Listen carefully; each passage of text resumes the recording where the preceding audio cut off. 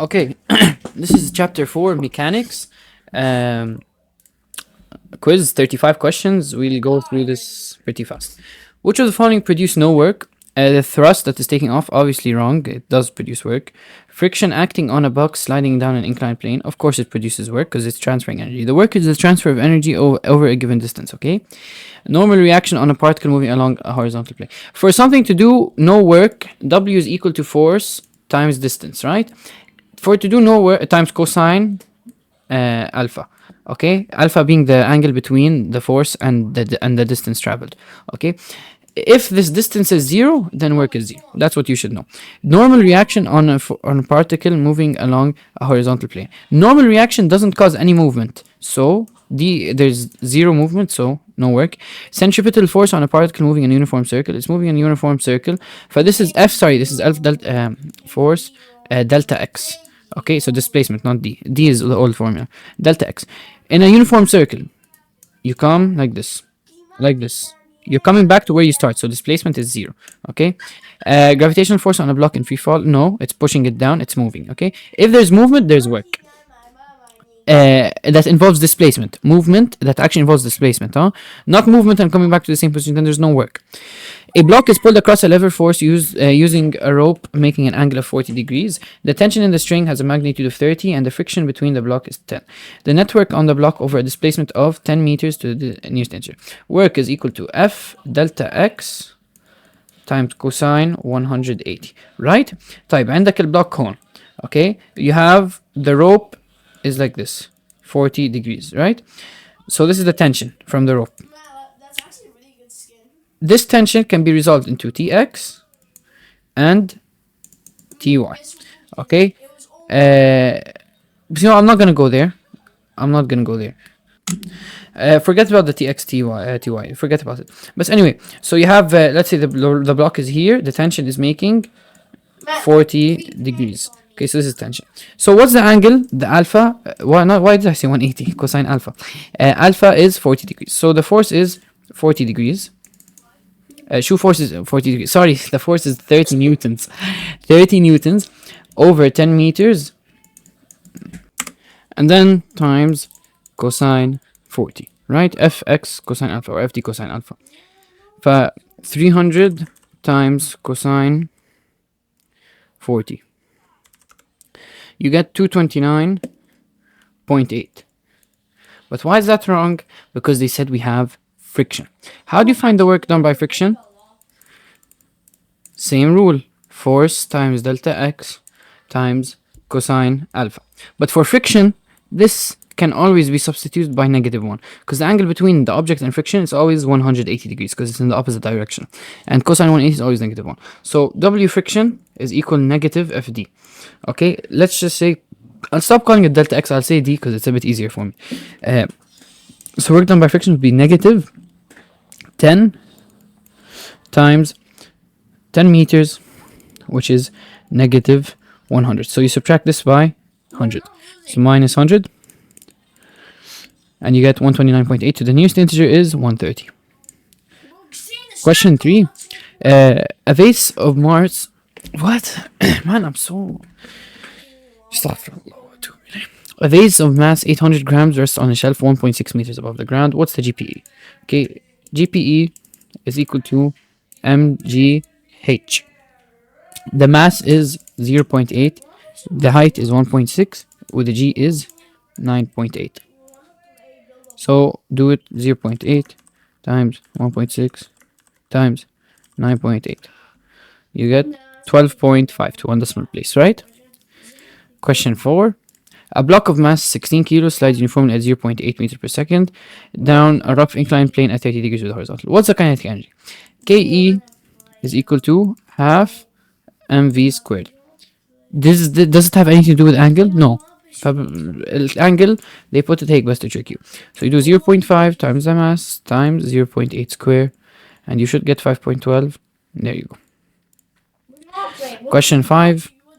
A ball is released from rest 7 meters above the ground. Given g is equal to 9.8.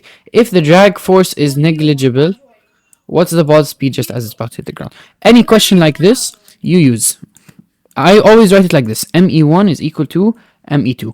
Why? Because conservation of energy. There's no unconservative force. What's an unconservative force? Friction and air resistance, or other people call it drag. When you see drag and air resistance, that's when you're gonna lose energy, and mechanical energy 1 will not be equal to mechanical energy 2. Okay, since they said it's negligible, so you can do this.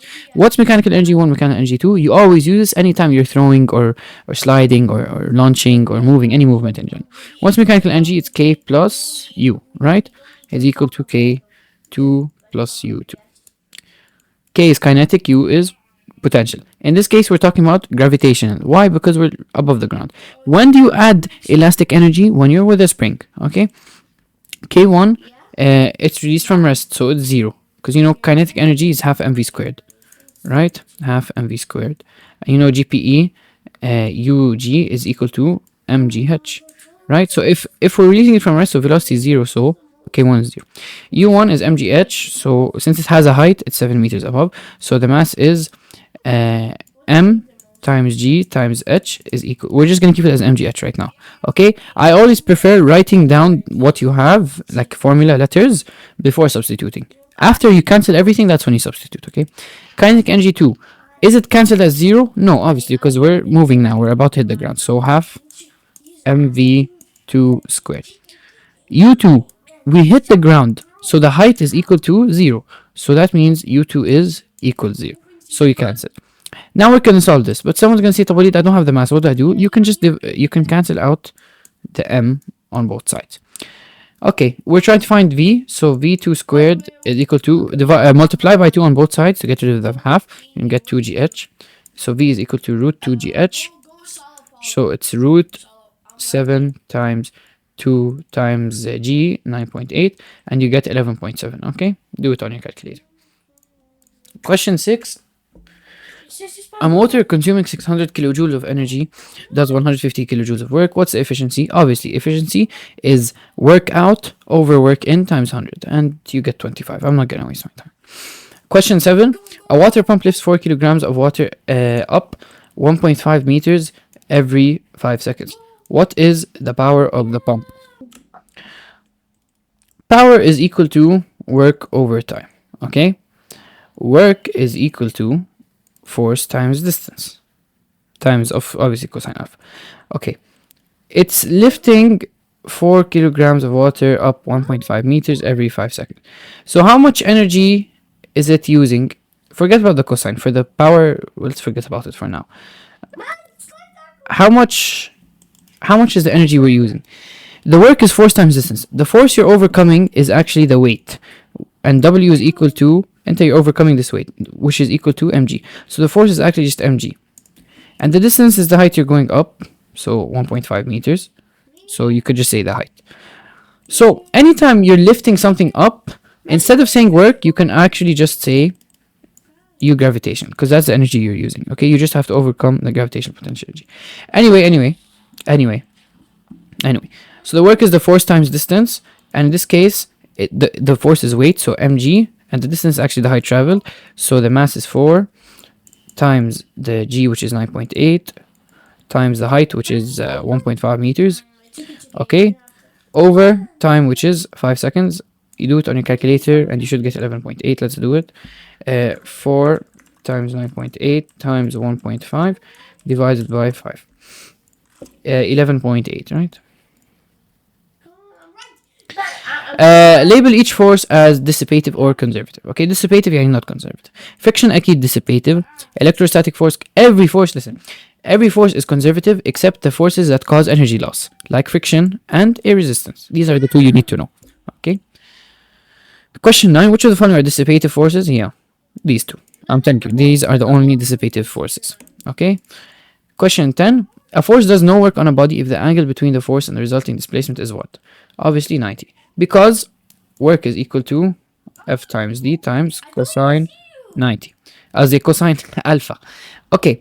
When do you get cosine alpha equals 0? This is more math now.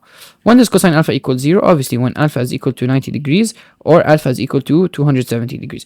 But when you're looking at the plane, it's never 270. You can say 270, it's possible.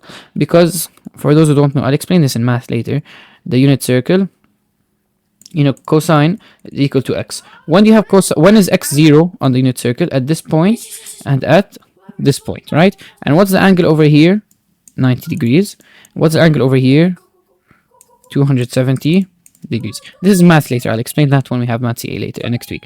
But anyways, when is cosine alpha equal to 0? You guys should know it's at either 90 degrees or 270. So these are both possible answers, okay? Question 11.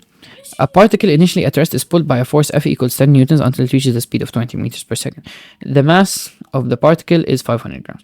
Correct the work energy theorem stated below. The net work done on a particle over a certain displacement is equal to the change in its mechanical energy over that displacement. No, it's not. Now we said the work energy theorem. What does the work energy theorem? Work is equal to delta K. That's what it says. So work is equal to K final minus K initial. Let me show you what it is. So it's actually the change in its kinetic energy. So work is equal to delta K, so it's the change of kinetic energy. That's the work energy theorem. Okay. When do you use this? You use this when you usually have two velocities.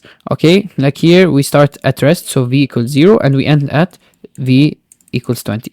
So whenever you have two velocities, you should use this formula. Okay, work energy theorem.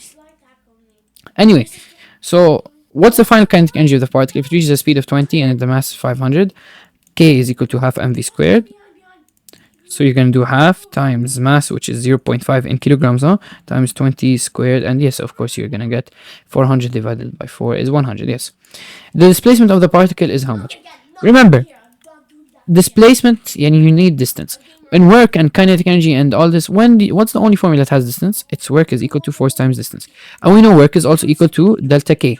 So work is equal to delta K is equal to force times distance. So delta K is equal to force times distance, right?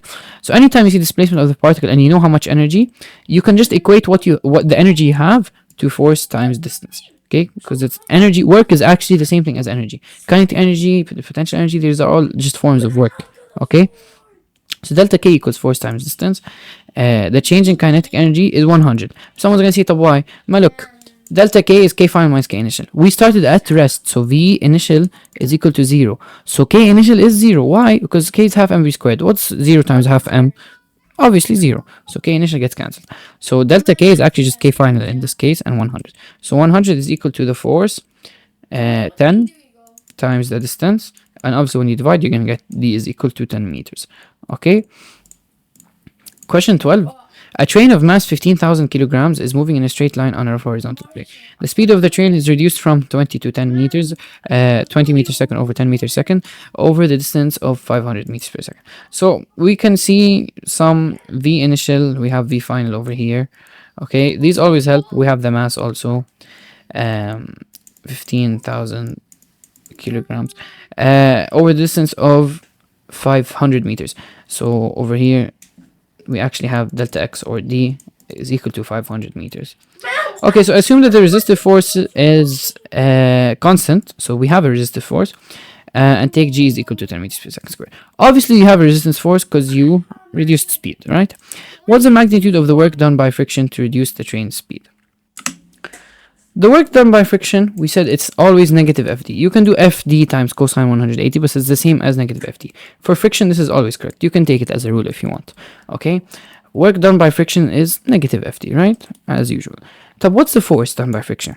We don't know anything about the force other than we went from 20 meters per second to 10 meters per second over 500 meters. So what can you do about the force? We know that the force done by friction is equal to mass times acceleration, right? We have the mass. Can we find the acceleration knowing that we went from 20 to 10 and 500 meters? Yes. What do you use? V squared minus u squared is equal to 2ax, right? We know that the final velocity is 10 squared, so 10 squared minus the initial velocity 20 squared is equal to 2 times acceleration, we don't know it, times delta x. How much is delta x? 500. So let's do it on a calculator. So 10 squared minus 20 squared divided by 2 times 500, so divide by 1000. And you get negative 0.3. So A is equal to negative 0.3. So F is equal to MA. The mass of it is 15,000, so F is equal to 15,000 times negative 0.3. So let's multiply this by 15,000. And you get negative 4,500. Okay, so over here, the force is actually negative 4,500. So work done by friction will be negative FD. So negative the force we have over the distance 500, right? So 4,000 times negative 500, you get 2,250,000. And they want it in megajoules, so you can divide by 1 million or divide by other people say 10 to the power of 6, and you get 2.25. Very easy. The coefficient of friction between the rain and the trails. So we want mu. We know that the force of friction is equal to mu times n, right? Why didn't some people actually, when I said this, maybe some people would have said, oh, why is he using F equals ma? Isn't friction equal to mu times n? Yes, but you don't have mu here. How you don't have the coefficient of friction, so you can't use it, okay? But here now they want you to find the coefficient of friction. We have the force of friction. We want mu. To do that, we need n. Can we find n? Of course we can. N for any horizontal plane, you know that n is equal to the weight, right? For any horizontal plane. If it was inclined plane, then you have to draw the FBD, okay? If it was an inclined plane, then n would be equal to wy, okay? If it was an inclined plane. And wy is just the weight times cosine of the angle between the weight and the vertical. But we don't have question like this, فانسى. Anyway, n in this case, since we're on a horizontal plane, n is equal to the weight. I can draw it for you if you want. This is the y-axis. This is the x-axis. You have the weight going down, and you have n going down. There's no other vertical forces, and since sigma fy is equal to 0, we're not jumping up and down, then n is equal to w. Okay? Type. Do you have to write all this in the exam? No. Okay, if it comes written, whatever you want, no. Really, you don't need to. But you have to write, since sigma fy is equal to 0, then n is equal to w. Just say this if it came in your written, okay? But I don't think it will come somehow. Anyway, so we said f is equal to mu n, and we said is equal to the weight, and what's the weight? Is equal to mg. So 15,000 times 10, so 150,000. What's the force of friction? It's 2.25 megajoules, so we can just say 2.25 times 10 to the power of 6 is equal to mu times 150,000. 150,000. Type. So 2.25 times 10 to the power of 6 divided by 150,000, and you get, whoa, did I do something wrong? Divided by 150,000. Oh, I think I did something wrong. Oh, yeah, sorry. I'm using the work done by friction, not the force. Pay attention to this. Don't make this mistake in your exam. It's actually something I feel many people will do, actually. I use the work done by friction. Okay? But now we're saying F is equal to mu n. Not work done by friction equals mu n. No, we never said this. The force of friction is equal to mu n. And we said that the force of friction was negative 4,500. Negative 4,500. Negative 4,500 divided by 150,000, you get negative 0.03. So mu is equal to negative 0.03, but you don't count it as negative because mu is never negative, okay? If I just keep it as 0.03, okay? Question 13. Okay, question 13.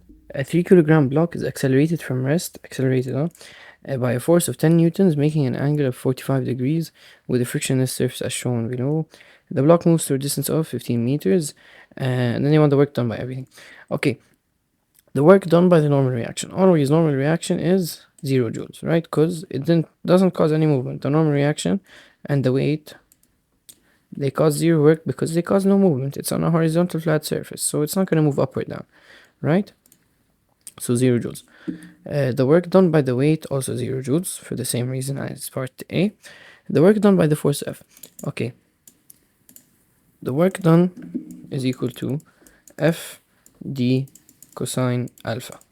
So the force is 10, the distance is 15 meters, the angle is 45. So you should get 106, let's see. 150 times cosine 45, 106.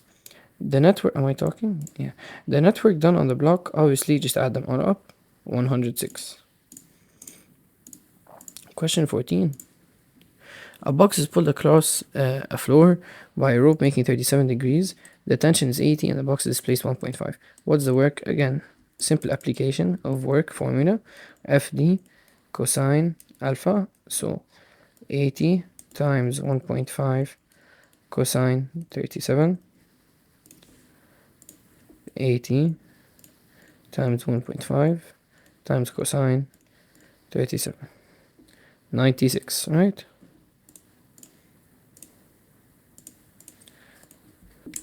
A particle of mass 5 moving at 10 meters per second subject to a force 70 opposite to its displacement over 3 meters. What's the final speed?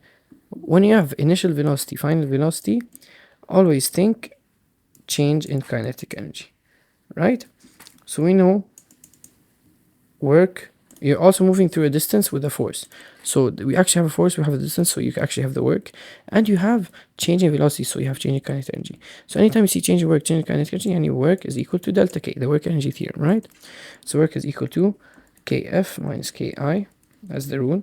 The work is force times distance, 70 times 3, but it's gonna be, the angle is gonna be 180. Why? Because they said opposite to its displacement. Okay, so if you're moving like this, it's gonna be over here, which is 180 degrees. Okay, or instead of multiplying by cosine 180, you can just make it negative immediately by just saying negative 70 times 3 equals Kf minus Ki. Final kinetic energy is half mv final squared minus initial, which is half mv initial squared. Let's fix this. Is going to be negative 210 equals half, the mass is 5, velocity final squared, we don't know it, we're trying to find it, minus half mv initial squared. So half times 5 times initial velocity was 10, so 10 squared. Let's fix this. It's gonna be, let's see, negative 210 plus 250, and then times 2 divided by 5 root, you get 4. Okay, I'm just solving this equation. I did my own, you can do your own way as well. So you get 4 as the speed. What if you got negative? They said speed, so you just make it positive, huh? But in this question, you shouldn't get negative. A car is moving uniformly at 15 meters per second against a 5 kilonewton resistive force. What's the power?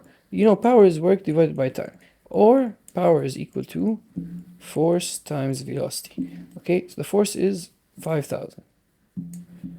The velocity is 15. Multiply them, you get 75,000. In kilowatts, it's gonna be 75 kilowatts. Question 617. A car of mass 1.5 tons moves up a hill inclined at 30 degrees. When the engine is working at 250 kilowatt, the car moves uniformly at 20 meters per second. This is Hubble. What's the magnitude of the resistive force? Okay, for this question, I slept and woke up because I was too tired and I didn't know what to do. So I just slept. I said, "Khlas, it will come back to me in the morning." A car of mass 1.5 tons moved up a hill inclined at 30 degrees. The engine is working at 250 kilowatts. So the power is equal to 250 kilowatts. In watts, that's just 250,000, right? Because kilo is 10 to the power of 3. The velocity is equal to 20 meters per second. Notice how they said uniformly. Okay, we're going to come back to that in a bit. Use G equals 10. Find the resistive force. In this case, obviously, it's friction if you're going up a hill. To understand this, draw the FBD. Okay, you have, this is your car. The weight is coming down like this, right? Yeah. Draw your y-axis and your x-axis. I'm going to use red. Okay, and the x-axis. So let's draw this. You're gonna be like this. This is the y-axis and this is the x-axis. Okay, you have the weight coming down like this, and the angle between the weight and the axis is 30 degrees. The y-axis, huh? You always resolve your weight into wx and WR. So what do we know about this car? We know that there is a resistive force, so there's friction. If we're going up the hill, the friction is هيك, it's backwards, right? So you have F. So how is it going up the hill? You have an engine working at 250 kilowatts. So I'm just gonna say, let's call this force engine, okay, E. You have obviously the normal reaction.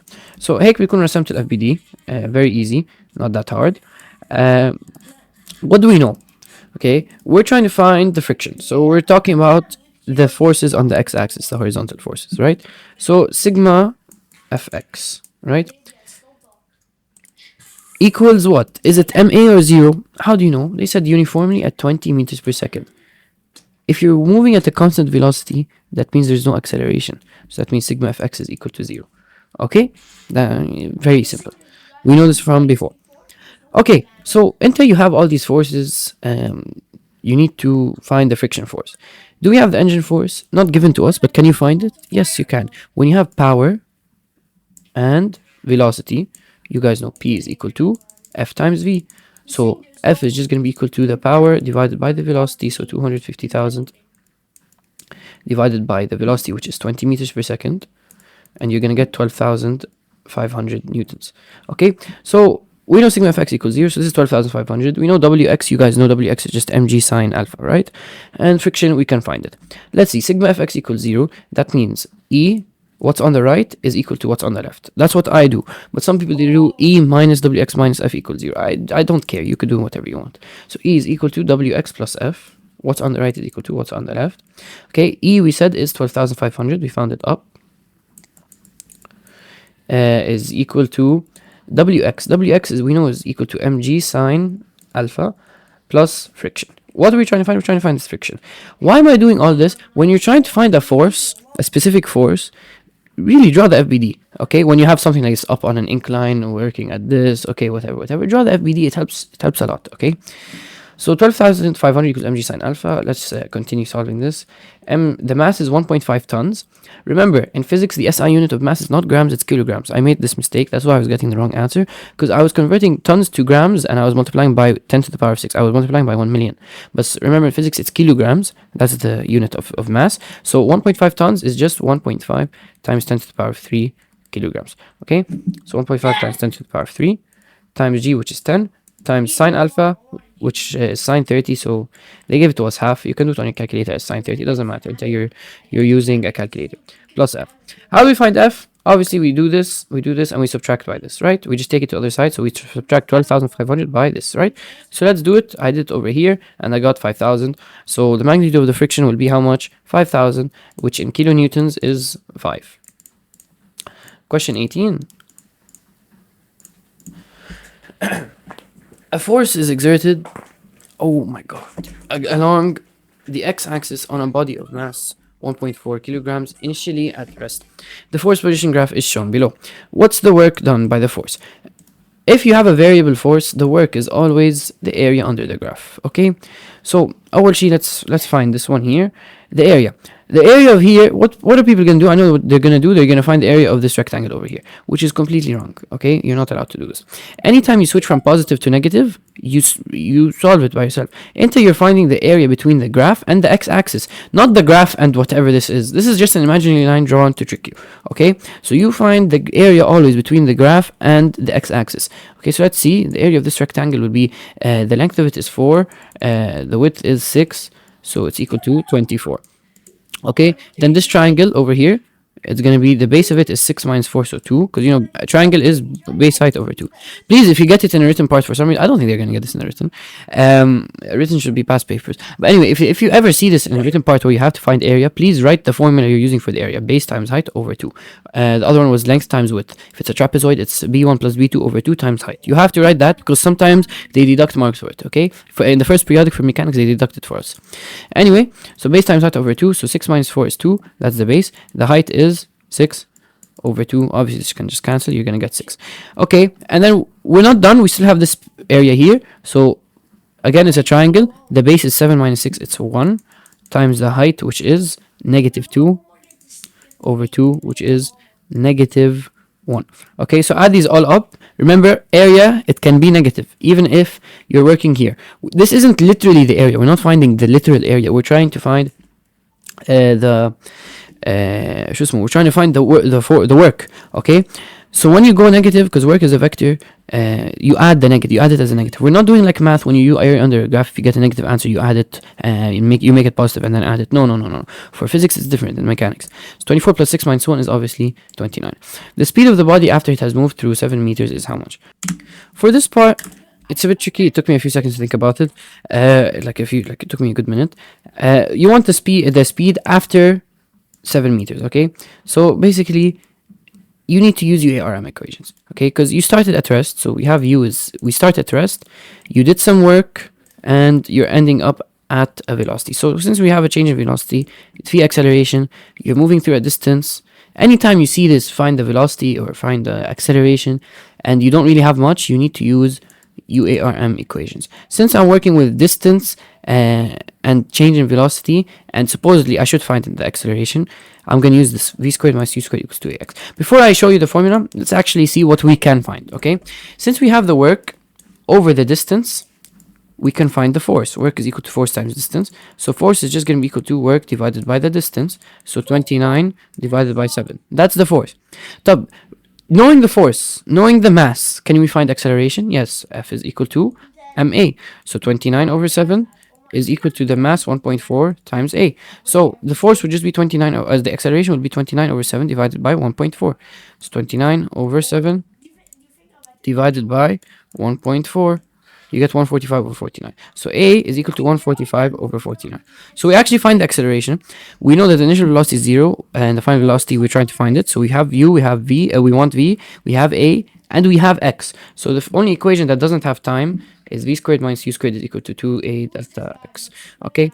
Final velocity, we don't know it. We're trying to find it. U is 0, so we're just going to cancel it. All right. Is equal to 2 times acceleration, 145 over 49, times the change in displacement, which is 7, right? So v will just be square root of 2 times 145 times 145 over 49 times 7. You're gonna get 6.4. Okay. Question 19. A particle of mass 4 kilograms is projected along a smooth horizontal floor at 8 meters per second. Okay, over here, the mass of it is 4 kilograms. It starts at v node equals 8 meters per second. It moves along this smooth horizontal floor, so there's no friction. It goes up 4 meters and stops. Okay, but we know that this one here isn't smooth, this one is rough, so there's actually friction. Okay, it moves 4 meters up the slope and comes to rest. What's the initial kinetic energy? This is very easy. K initial is just equal to half mv initial squared. So it's going to be half times the mass, 4 times v initial squared, so 8 squared. Okay, so 2 times 64, 128. The magnitude of work done by gravity on the particle. So before I go to these two parts, I just want you to understand what's going on, okay? So over here, since it's a smooth floor, if you started at 128 kinetic energy, here you should have 128. Since there's no friction, you shouldn't lose any energy. Now when you go up, it stops. They said it's rough, okay? So there is friction, right? So someone's going to come and say, why did it stop? If I ask you why did it stop and you tell me friction, you would be halfway there. You'd be like, okay, well, what other force is there that's going to stop it? Obviously, it's weight. When you're running up any smooth floor, when you push a ball up a smooth floor, it's going to fall back down. Why? Because of its weight, right?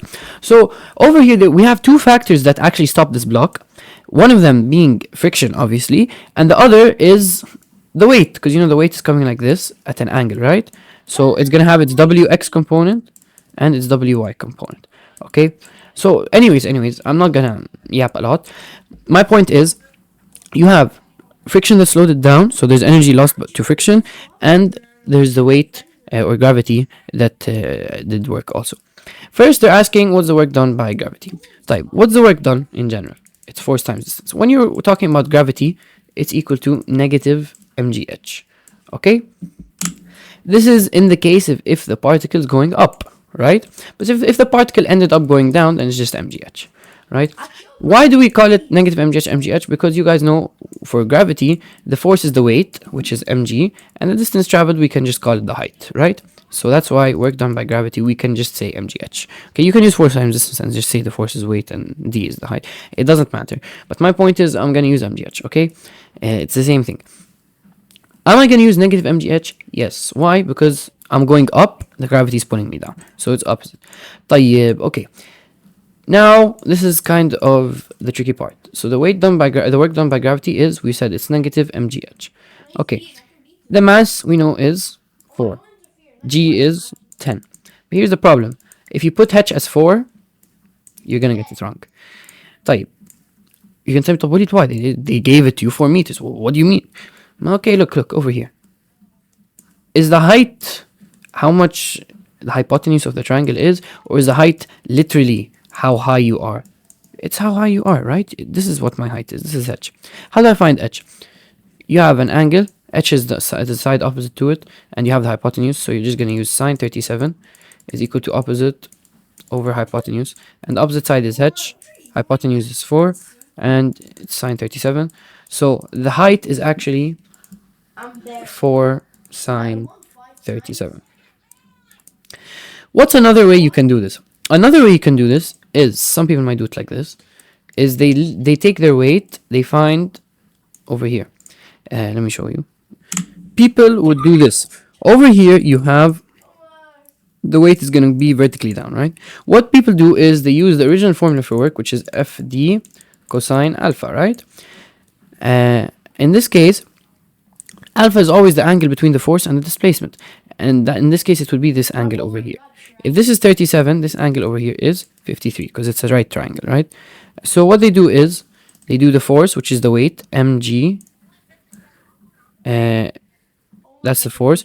The distance traveled, in this case they use 4, and they multiply by cosine 53. These two are both literally, mathematically, the same thing. Sine 37 is equal to cosine 53. Okay, you can use either method. I'm gonna use this one because it's a bit more, I like it more. If you use this one, it's the same thing. But if you use the one I showed here with cosine, you can use 4 as the displacement. This one here, it's different, okay? Whatever you want to do, choose. I'm gonna use this way. Okay, work done by gravity. In this case, when you calculate this, you're gonna get, as I did it before, negative 4 times 10 times 4 sine 37. 4 sine 37, and you get negative 96.3. You're supposed to get a negative answer because it's resisting your motion, okay? They said the magnitude, it's 96.3, okay? Because magnitude, you just make it positive. Type, okay, 128 joules. Here we ended as 0 joules. The final kinetic energy is 0 joules. Type, we know that the work did some the gravity did some work. It did 96.3 joules worth of work. Type, okay, you went from 128 to 96.3. How much did the friction do? Sorry. You went from 128 to 0 joules. The gravity did 96.3 joules worth of work, right? But you ended up at 0. 128 minus 96.3 isn't 0. So that means the rest of the energy lost was lost by what? The friction. So when they say energy lost by friction, you just subtract how much is left. 128 minus 96.3. You get 31.7. Okay, I hope you can kind of understand that. So just to visualize it again, you start over here at 128 joules. You ended at 0 joules because you stopped. Okay, you stopped. Okay, we lost 96.3 joules from the gravity. Okay, and you know there are two resistive forces in this case. It's the gravity and the friction. So in this case, the friction would be just how much is left out of the 128 minus 96.3. That would be 31.7. Okay, that's how it works. If the mass of the particle was doubled, the maximum height, what would happen? Obviously it would remain unchanged.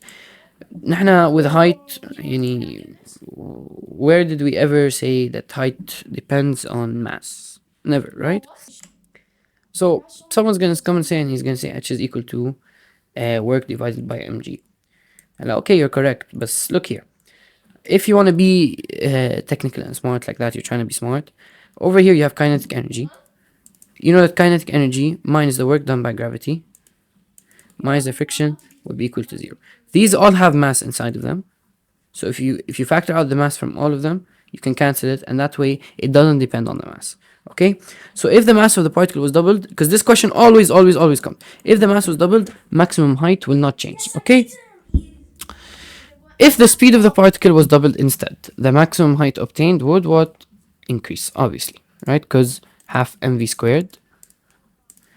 There's only one formula that has a v, so you can't actually factor it out and cancel it, and that's kinetic energy. So if you increase velocity, you're gonna have higher kinetic energy, you're gonna go up and fly. Okay? Question 20. A motorcycle of weight 1.0 times 10 to the power 3 is moving up a hill inclined at 0 degrees above the horizontal, where sine theta is equal to 0.17. The power developed by the engine is 2 kilowatts and the motorcycle is ascending at a constant speed of 10 meters per second. What's the magnitude of power developed by gravity? This is kind of like the question we solved with the car going up. Follows very similar solving method of solving. So again, when you're going inclined, whatever, all of this, I like drawing the inclined plane. Okay, so we have theta here. We told us sine theta is 0.70. You have your motorcycle here. Okay, you draw the y-axis. Let me use black.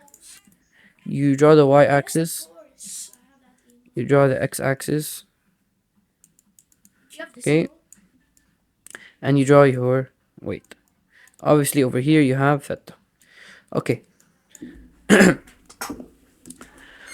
What do you have? You're going up, so the force going up, we said it's from the power developed by the engine, so we're gonna do like we did last time. We're gonna call it E. Okay. You have W, it's resolved into WX and WY. And they said there is resistive forces, so there is friction. Type. This is your FBD. What is the magnitude of the power developed by gravity? Power is equal to force times velocity. Okay? We know that the velocity here is 10 meters per second. So all you need to know is just find the force. If you use this force here, you're wrong. Why are you wrong? Because this weight, this is the weight, look how it's angled. Right? Now we're moving what? We're moving like up like this. We're moving up. So you have to use WX. You can't use WY. Also, you can't just use W. Since it's a force that's angle, I'm going to redraw the FBD because it's very shitty. Let me draw it properly. X, Y. Okay. اتفقنا we have the weight down like this. Let me use red. Okay, the weight is going down. We said that the angle between it and the vertical is theta. Okay, we have WX. We have WY. We have the engine pushing with force E. It's called E. You have the normal force over here. And you have the friction force. Okay, it should be WX instead of like the arrow for WX should be longer than F, but it's okay for the sake of explaining. Anyways, so this is my FBD. You want to see the power developed by gravity. Your motion is horizontal. You're going up the plane. Okay, for that reason, you're gonna use what? You're gonna use WX. You're not allowed to use the normal weight. Never. You can't use this weight here. No, you have to use WX. Okay, and what's WX? Remember, P is equal to FV. So the force I'm going to use, I have to use WX. I'm not allowed WY. I'm not allowed normal W. WX, P is going to be equal to WX times the velocity. WX is just going to be the weight times sine theta, right? Times the velocity. Why am I not doing mg? Because I already have the weight itself. So I can just do W sine theta. So P is equal to W, 10 to the power of 3, 1 times 10 to the power of 3, which is just 10 to the power of 3, times sine theta, so times 0.17, because they said sine theta is 0.17, times velocity, which is 10, you're going to get 10 to the power of 3, 170 times 10, 1,700, yes. You're going to get 1,700 watts. They want it in kilowatt, فبتقسمها by 1,000, you're going to get 1.7. Perfect. The magnitude of power developed by resistive forces. Okay, طيب. Remember, since we're moving at a constant speed of 10 meters per second, constant speed, that means anytime you see constant speed, yani sigma f is equal to 0.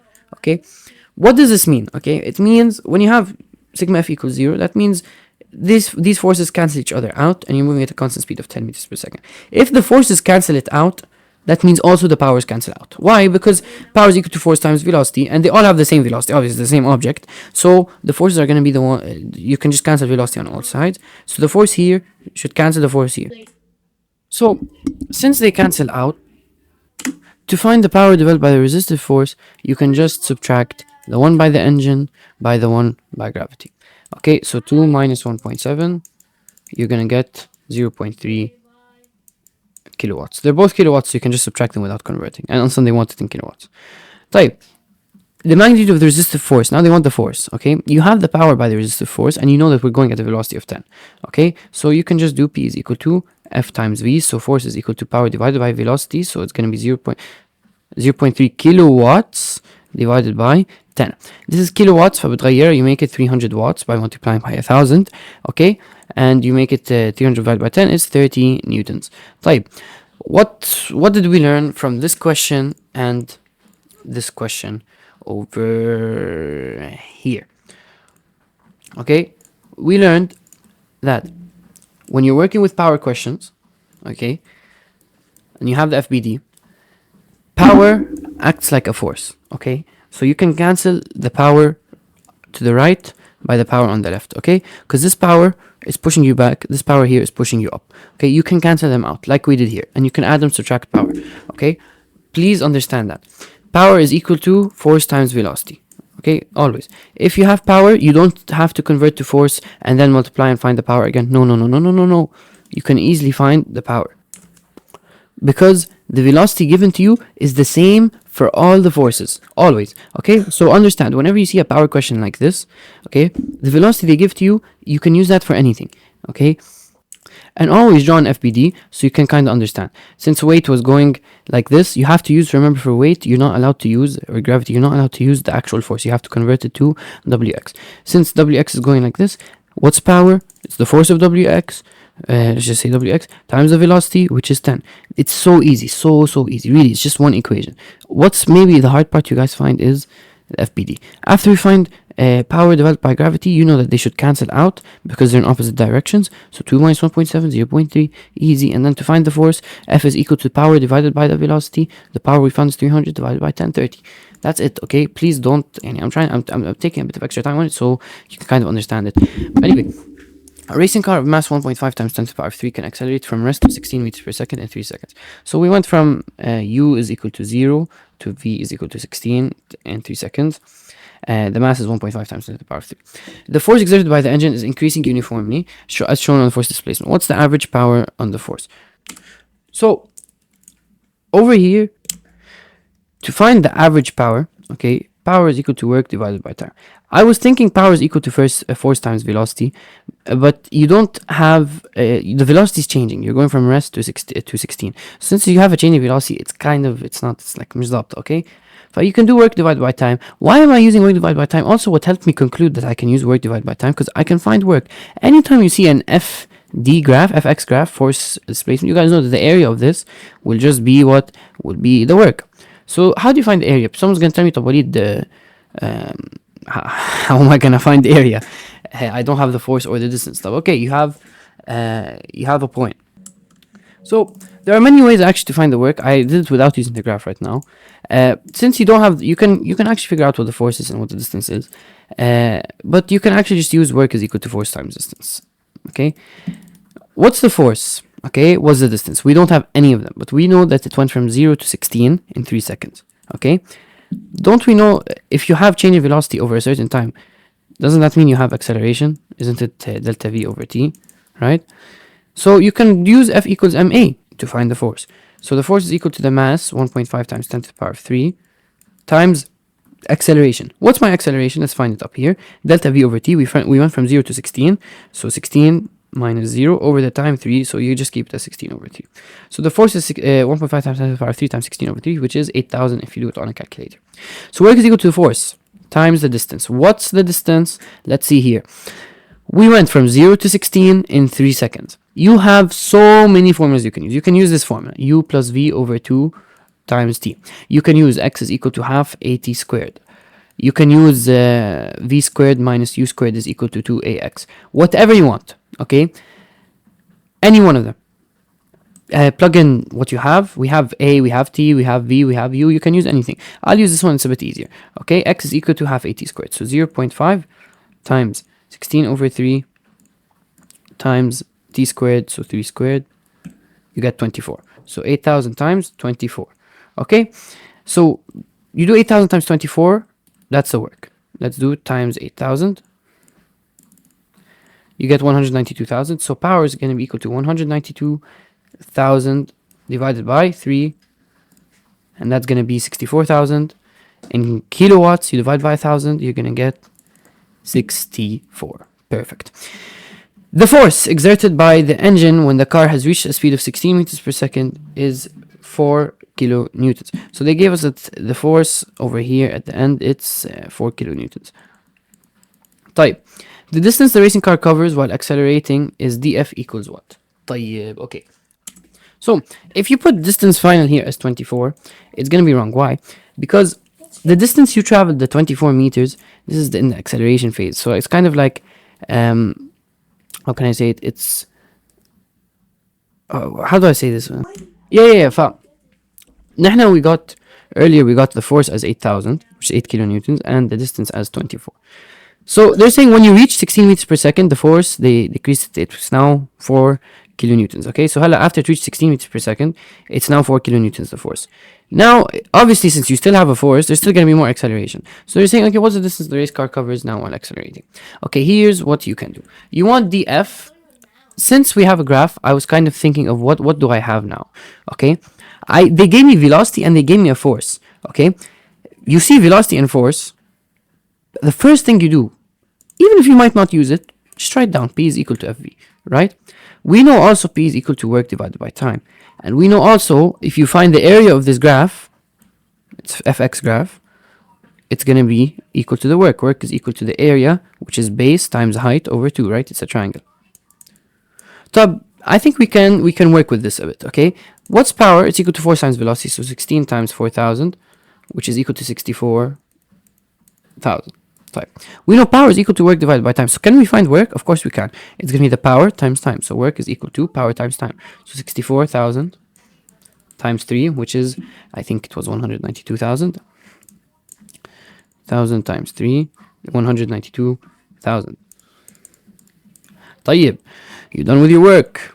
Base times height over 2. Okay, we know that the height now is 4 kilonewtons. Okay, so work is equal to 192,000.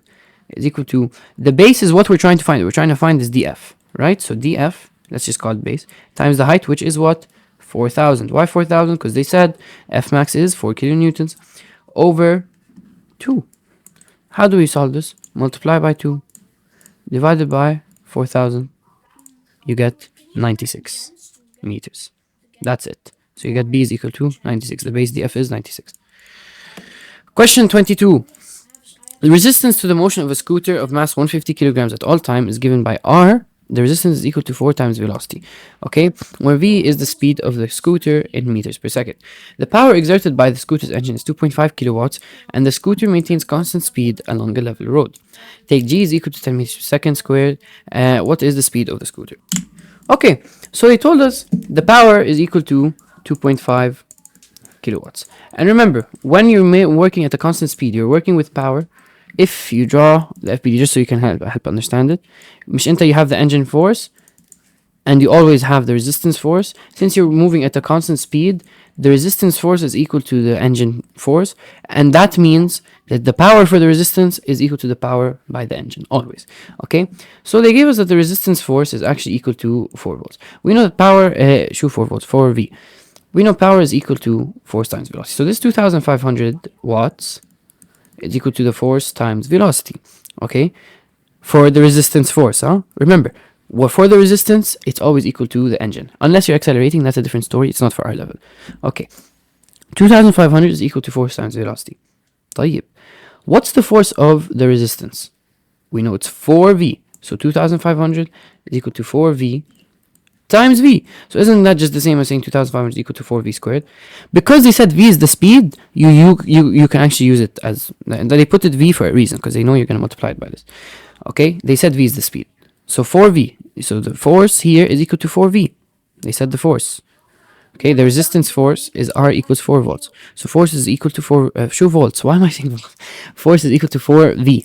Okay, 2000 P is equal to FV. So 4V times V. So 4V squared. Now solve this. 2500 divided by 4. Square root it. You get 25. It has to be positive because it's speed. The scooter is now descending a hill inclined at theta, where sine theta is equal to 0.1. At a moment of time, the speed of the scooter is 18 meters per second and its acceleration is 2 meters per second square. What's the force exerted by the scooter's engine? So, now you have an incline. What did I tell you always? When you're working with power and incline or whatever, and forces, please always draw your FPD. So, you have, again, theta, okay? And you have your thing. The y-axis goes like this, x-axis goes like this, right? So let's draw it on the side here. So, the y-axis is going to look like this. X-axis like this, FPD as-Sariya, a nice FPD. We're going down, okay? The weight is obviously downwards, vertically, okay? The angle between the weight and the vertical is theta degrees, okay? So that we resolve it into Wx and Wy. What do we know? We know that we're going down, so obviously the engine force is downwards. We know that we have the resistance force. Even though it's not said here, they said there is resistance to the motion of a scooter. Okay, they said it in part A. Type, what do we know? We know that it's accelerating. So sigma f now, it's not going to be equal to 0. No, it's now going to be equal to ma, right? Since we're accelerating. Type, so sigma fx, right? We're talking about fx. So E, we always start with the direction of motion. I always start with that. So E plus Wx minus R is equal to mass times acceleration. Let's do it. E is the force by the engine, which we're trying to find. We're just going to keep it as E. Okay. Wx is the weight, or no, it's mg sine theta, right? R, we said it's 4v, given in the question. At all times, it's always 4v. Depending on whatever velocity, it doesn't matter. It's always 4 times the velocity. Equals the mass times acceleration. Let's continue solving. E plus mg sine theta, so the mass is 150, times g, which is 10, times sine theta given in the question is 0.1. Okay, so 0.1 minus 4v. Velocity is given 18, right? At this instant is equal to mass 150 times the acceleration, which is given 2. As you can see here, just do this all on your calculator. 150 times 2, right? Then move this minus, you add it on the other side, so plus 4 times 18. You're adding here, so you have to subtract on the other side, so minus 150 times 10 times 0.1, and you get 222 newtons. Easy as. Okay, the power exerted by the scooter's engine at this moment. Okay, you have the force, you have at the moment the velocity is 18, so very easy. P is equal to the force times the velocity. So you just do 222 times 18. You get 3,996. So they want it in kilowatts, so that's going to be 3.996 kilowatts. So the nearest integer, it's going to be 4 kilowatts. So that's how they want you to do it, okay? So when you have unit, always convert it to kilowatts. You're going to get this, okay? And then round it. Your answer isn't wrong, okay? Your answer isn't wrong. Get it to kilowatts and then round it to the nearest kilowatt. So that's what they mean, okay? Question 23.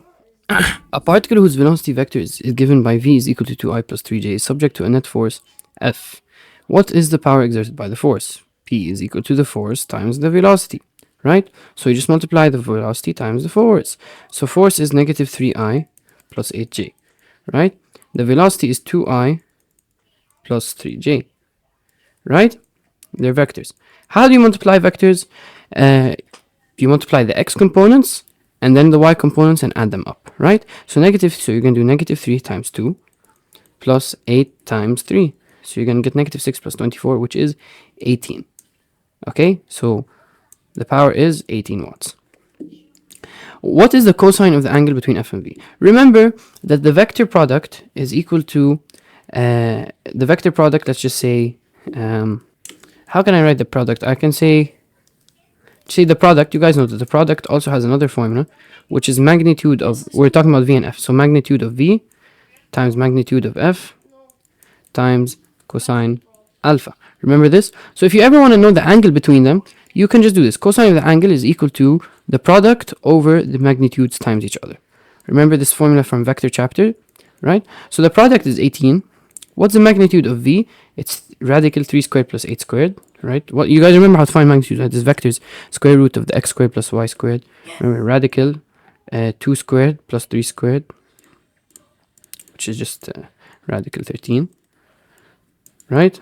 This is the first vector. The magnitude of the second one is radical. It doesn't matter if it's negative or positive, because any square is just going to be positive. So I'll put plus negative 3 squared plus 8 squared, and you can get radical 73. Okay, so let's multiply these. So 18 over radical 13 times radical 73, you should get to one decimal place. Whoa, did I do something wrong? Yeah, 0.6 should be 0.6. Don't know why they put 0.5. So to one decimal place, it's 0.6, right? Question 24. The diagram below shows the force displacement. What's the work? They gave us the graph force displacement. How do you find work if you have force displacement graph? Just find the area. So obviously this is going to be a triangle. Let's use the red. Okay, this is going to be a triangle. Okay, the base is 0.25, the height is 40. So BH over 2. Okay, so you're going to do 0.25 times 40 divided by 2. You're going to get, should be 8, 0.5 times 20. 5, yeah. That so easy, very easy. Yeah. Question 26 or 25. A bucket of weight 120 is lifted 1.5 meters vertically upwards. What's the work done? What are people going to do? 120 times 1.5, 180. Why is this wrong, Walid? Because it has to be negative. Why? Because always, for the work done by any force, you need to multiply it by cosine of the angle. Right? Now, when it comes to gravity in the book, they don't say FD cosine alpha. They just say it has 3 cases. The first case is if the object is falling down, it's the same direction as the weight. In this case, work is equal to force times distance. If the object is being lifted upwards, opposite to the direction of the weight, then work is equal to negative force times distance. If the object is being lifted to the side, if the object is on an inclined plane, like this, then the weight is going to be going like this. So then, work is going to be equal to the force, the weight, times distance times cosine alpha, where the angle alpha is the angle between the weight and the displacement. So it would be this one over here. Okay, not the vertical. Okay, but we don't work with the third one. We usually work with these two. Sorry. Okay, these are the important ones. Obviously, if it's going in the same direction, it's positive. But since we're being lifting upwards, we're opposing the weight, so it's negative FD. Okay, or some people use FD cosine 180, which is completely okay, and that's fine, because if you're going up, this is your direction of motion. The weight is going down. What's the angle between them? 180 degrees. So you can do force times distance times cosine 180. That's also correct. But for the person, I'm gonna use W is equal to negative FD. Okay, so it's gonna be negative 120 times 1.5. Usually W is equal to negative mgh when you're going up. But since they already gave you the weight, you don't do mgh. They already gave you the force. The way they gave you force, so you can just use 120 times 1.5 negative. Huh? You get negative 180. Question 26. An elevator lifts 6,000 newtons of weight up 35 meters in 50 seconds. What's the power? Power is equal to work divided by time, right? Okay, it's lifting 6,000 newtons of weight up 35 meters in 50 seconds. طيب, we have the weight, we have the height, and we have the time, right? So work is equal to negative FD, right? So it's going to be negative 6,000 times 35, which is equal to, let's see, negative 6,000 times 35, you get negative 210,000. And the time is 50 seconds, so over 50. And you get negative 4,200. In kilojoules, it should be negative 4.2 kilojoules. Power is in joules. No, it's not in joules. It's in watts. It should be kilowatts. Okay, the unit is wrong. But anyways, I don't know why. Why is it positive here? I just realized why. Okay. Here they're not saying the power done by gravity. They're saying by the elevator. Okay, so here it shouldn't have been negative from the start, aslan. Since we're talking about by the elevator is going up. What's the elevator doing? What's the force of the elevator? It's also pushing it up. We're not saying gravity. We're saying by the elevator. So since you're pushing it up and it is actually moving in the same direction that you're pushing it, which is upwards, you don't do negative FD. Okay, you just do D. So the angle will be 0. So cosine 0 is just 1. That's why we don't write it. Anyway, you get 4.2 kilowatts. Okay?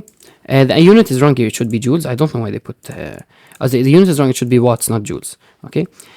So 4.2 kilowatts. A 200 gram block is pulled uniformly up an inclined plane of slope 37 degrees and length 4 meters. G equals 10 and 0 potential energy level on the ground. So here it's 0. What's the work done by gravity? We solved a question like this earlier. You're going to end up here. Okay, we want to know what's the work done by gravity. Work done by gravity is equal to negative mgh, right? Negative, the mass is 200 grams, so 0.2 times g, which is 10. If you put 4, you're wrong. Why? Because this is not the height. This is the length of the slope. The height would be this vertical distance. So to do this, always to find the height, if you have the length of the slope, the height is always equal to sine the angle times the hypotenuse. Okay? Or the length of the slope. Let's just say slope times slope. Okay? This will always work. Okay? This is the height. And if you have a triangle like this, sometimes they do this, like for the pendulum question, there might be pendulum. I'm not sure if there's a pendulum question in this quiz.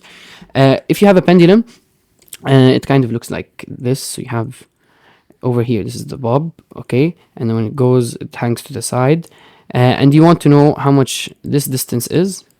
Okay, let's call it D. If you want to know how much this distance is, given that the length of the pendulum is, let's say, 5 meters, and the angle is 30 degrees. If you ever want to find this distance is equal to cosine 30 times the slope.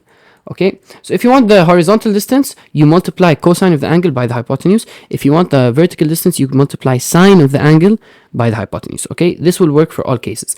Okay, it's simple trigonometry. Anyway, you can do this. You can do 4 times sine 37. You can do this. That's completely fine. Or what other people do is they get the weight. They see that the weight is like this, with the angle between the displacement and the weight is 90 minus 37, which is 53. So they do, it's the weight, which is mg cosine 53, and they multiply it. So mg cosine 37 times the distance traveled, which is 4 meters. They do this also. They take the height as cosine 53 times 4. We're taking the height as sine 37 times 4. This is the same thing. Okay, you want to do this, you want to do this. I prefer doing the second one. Okay. Anyways, like we said, we're trying to find the height. The height is the vertical distance, which we said is equal to the hypotenuse, h is equal to 4 times sine of the angle.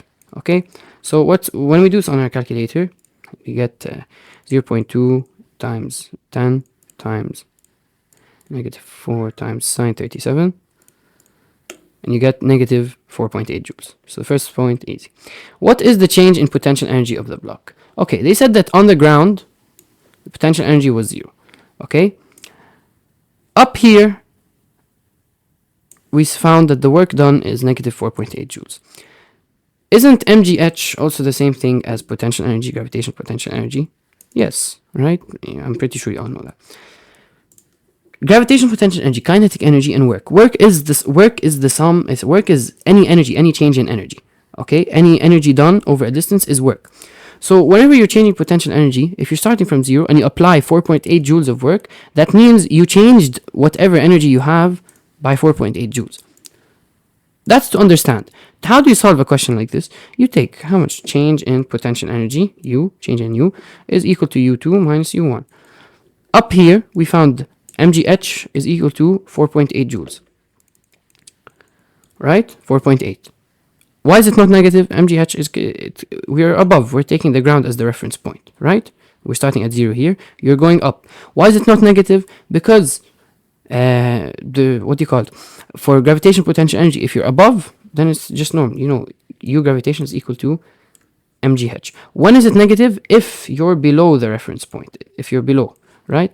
But here we're above. Work done, even though the work might be negative, the gravitational potential energy isn't negative. It depends. Look, you're above it. If you want, if you're telling me, طب وليد, why are you doing all that? Why don't you just calculate gravitational potential energy? Of course, it's easy. U is equal to mgh. So up here, the mass is 0.2 times g times the height. Again, the height is always hypotenuse, the slope times sine of the angle. So 4 sine 37, and you get 4.8. So why am I doing this? Because some people, they actually like redoing it. I don't know why.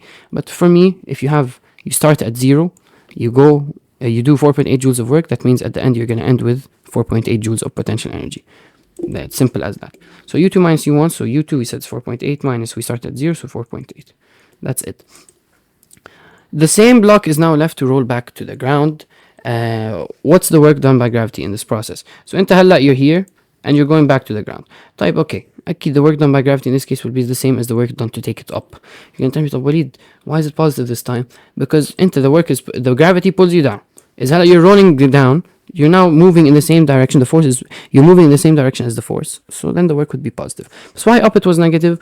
Just understand, please understand. Don't think formulas. Understand. If the direction of displacement, the movement of the object you're pulling is in the same direction as the direction you're pulling, then the work is positive. But if the direction of movement is opposite to the direction of the force, then the work done is negative. Okay? Understand. You don't need to calculate this again. It's going to be 4.8 joules. Because it's the same thing. You're moving around across the same distance. The mass didn't change. The value of g didn't change. So mgh again, and you're gonna get 4.8. The change in potential energy. Now, how much is gonna be? Okay, we agreed that here we're at 0, and at here we're at 4.8, right? Type. If you're going down now and you roll back here, what's the change in potential energy from here to here? Final minus initial, how much? How much did we end with? 0. We started with 4.8, so it's negative 4.8 joules. Okay? So, what's unique about this question? This question actually is proving to you that the work done by gravity is equal to negative ug. Always. Okay? Negative, let's say, negative change. Let me fix this a bit. The work done by gravity is negative ug. This is the conclusion of this. So anytime you have work done by gravity, the change in potential energy across that work is always just negative of what it is. So if the work done by gravity is negative 4.8, then the change in potential energy in that working process is negative 4.8, which is 4.8. And here, if the work done by gravity is 4.8, then the change in gravitational energy is always negative of the work, so it's just negative 4.8. Okay? Erase question 28. Okay, هلا فتنا بالsprings and elastic potential energy. Okay, so we're gonna start. I just want to remind you that U elastic is equal to half kx squared. Okay, and F is equal to kx. These are the two formulas that have to do with Hooke's law on the springs. So just keep these. Let's start. A spring of natural length 12 centimeters and stiffness 150 Newton meters compressed to the length of 8 centimeters. Okay, so the compression, its natural length is 12. It's compressed and now it's 8 centimeters. So how much is delta L? How much was it compressed by? How much was the elongation? Delta X. How much? Well, not delta L. We can call delta X. How much was the delta X? It's 4 centimeters, right? 12 to 8. One of its ends is attached to a wall, as you can see here. The other is attached to a particle of mass 0.24 kilograms. The system is then released from rest, so it's a key word. What is the initial potential energy of the spring particle system? You're compressing it. Anytime you want to find spring, as long as you're not really, okay, there are two potential energies. There's gravitational potential energy and there's elastic potential energy. Do we have gravitational potential energy? Is there any gravitational potential energy here? Is there anything? Are we hanging? Are we changing height? Are we on a slope? Nothing. We're not changing any height. So there's no gravitational potential energy. And since we're working with a spring, you consider elastic energy. Okay? What's elastic potential energy equal to? Half kx squared. So it's going to be half. Spring constant is 150. and x squared will be 0.04 squared. Why 0.04? It must be in meters, right? So 0.5 times 150 times 0.04 squared, you get 0.12 joules. Okay, what's the maximum speed that the particle attains? Okay, when you're working with potential energies and velocities and mechanical, and you're working with energies, potential energies and velocities and speed, always remember mechanical energy 1 is equal to mechanical energy 2. Okay, always, always, always. This is your key formula. What's mechanical energy? Mechanical energy in general is equal to kinetic plus gravitational plus elastic. Okay, you only consider elastic if you're working with a spring. If there's no spring, it's just kinetic plus gravitational. Okay, so you're gonna tell me, Walid, I'm confused. I don't know. I never know when to use ME1 equals ME2. I don't know if I use power. I don't know. Look at what your question is asking. If they're asking for power, you're working with power. A question is asking about powers and forces and velocities. You use P equals FV. If a question is asking you what is the kinetic energy equal to, you use kinetic energy.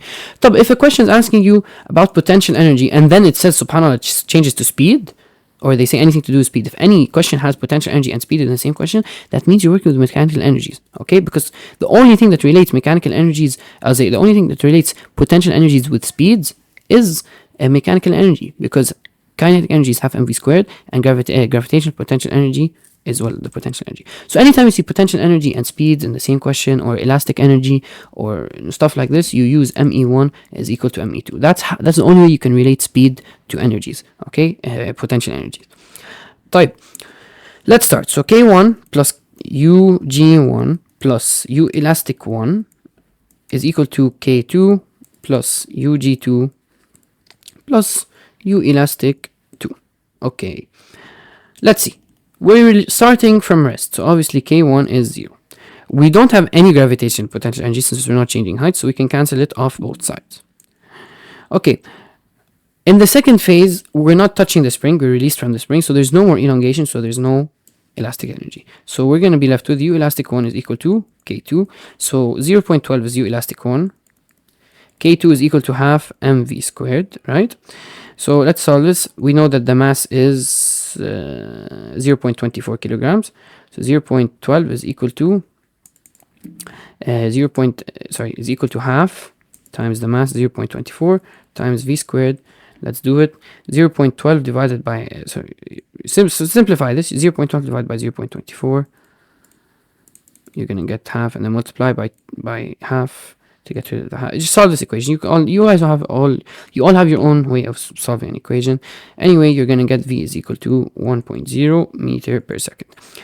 The maximum length the spring can attain while moving with the particle is what? To find the maximum length the spring can attain, enter your spring. Hey, correct. It's attached to the block. Type. Over here, when it was compressed by 4 centimeters.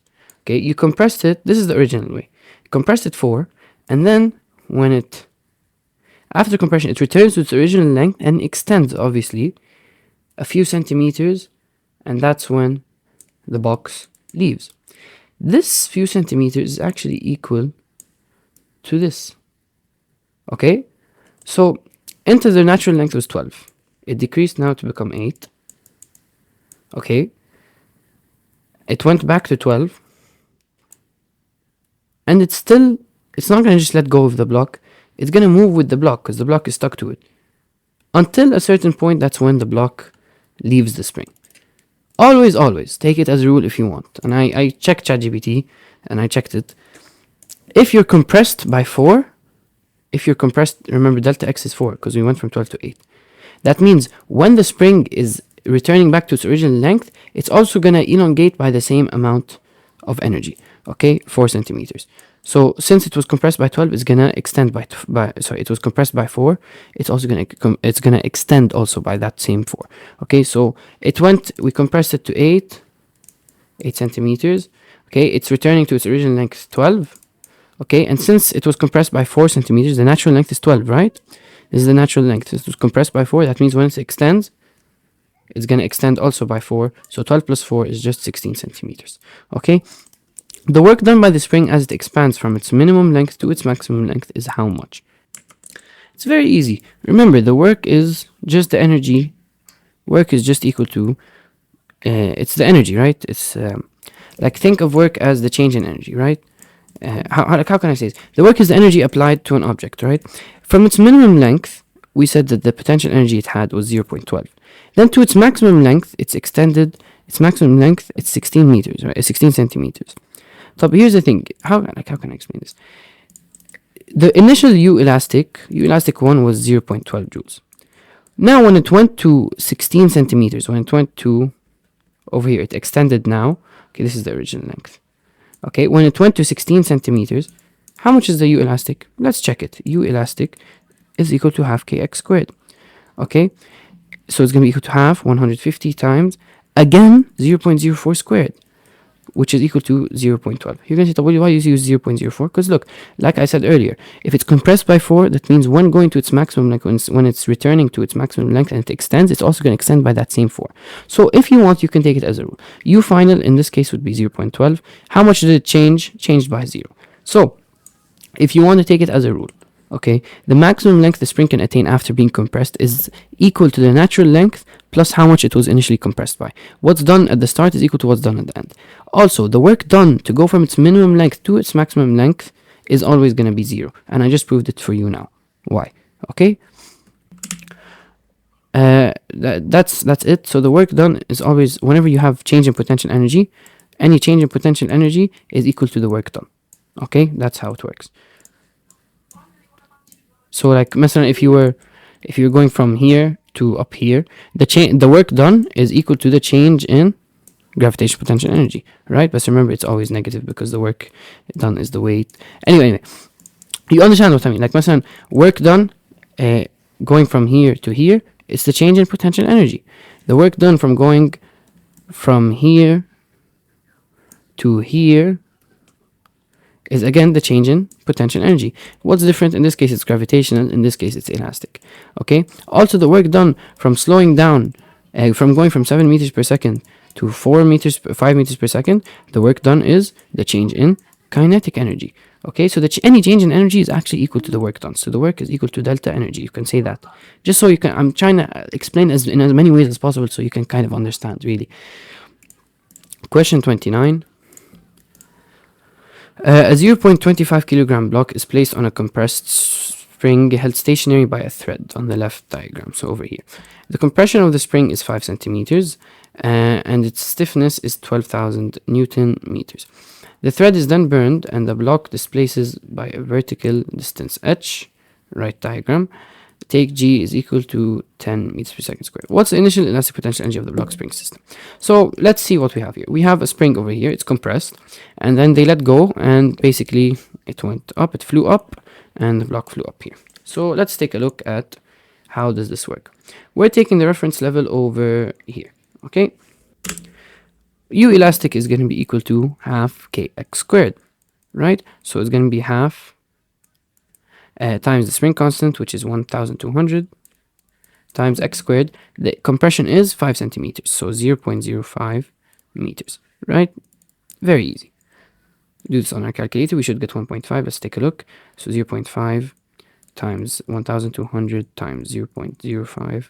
You get, whoa, why? Okay, I just realized why I got the wrong answer. I forgot to square. I don't know, half kx squared. I didn't put the square. Anyway, so I put the square now, it's 1.5. Okay, so first part is easy.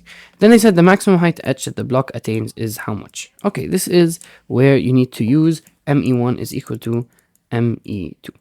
Why are you using me1 equal to me2? Always, I tell you, whenever you're relating two types of energies, let it be elastic potential, gravitational potential, kinetic energy, and you're relating anything, you want to work with two, you have to use me1 equal me2. Okay? Why am I using gravitational potential? Because I'm talking about height. Okay? What's only one that has height? mgh, which is gravitational potential. So let's see.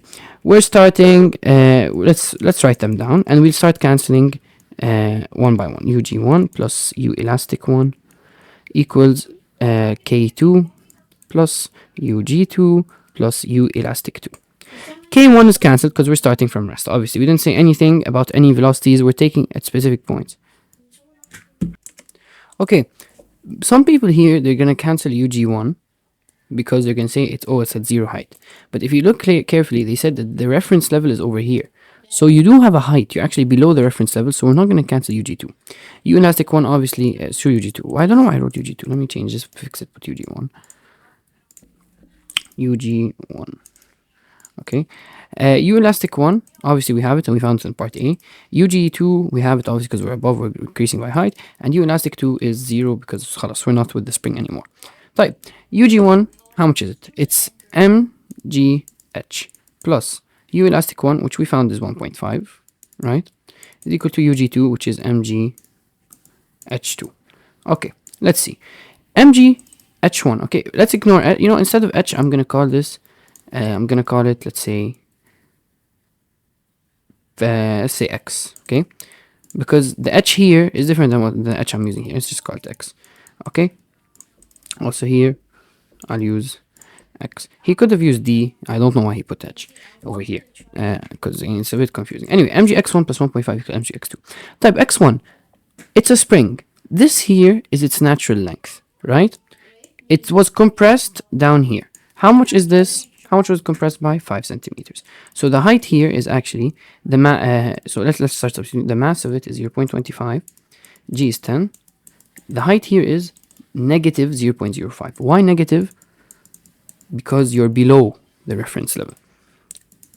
Plus 1.5 equals mgx2. طيب. What's mgx2? We're trying to find the second height. We're trying to find how much this is, right? How much is it? طيب. Let me substitute the mg. I don't know why I wrote it as mgx2. The mass of it again is 0.25 and g is 10 times x2, right? Equals mgx2. Now we're trying to find this displacement x2, right? We want to see how high is the second block. طيب, let's solve, and you're gonna get, when you put this on a calculator, you're gonna get that x2 is gonna be 1.275, then divided by the 0.5 times 10. You're gonna get x2 is equal to 0.55. But what's the catch here? Why is the answer 0.6? Now here's why, habibi. Because this x2 that you just found is the height with respect to the reference level, right? So we found it 0.55 with respect to the reference level. But نحن هنا, are they asking us with respect to the reference level? No, they're asking how much is the total height from here to the reference level and from the reference level to our block. The picture is not to scale, okay? So if it's 0.55 here, although they might look like the same, it's not 0.55 here as well. Anyway, so it's 0.55. طب, we want to know how much is the rest of this here.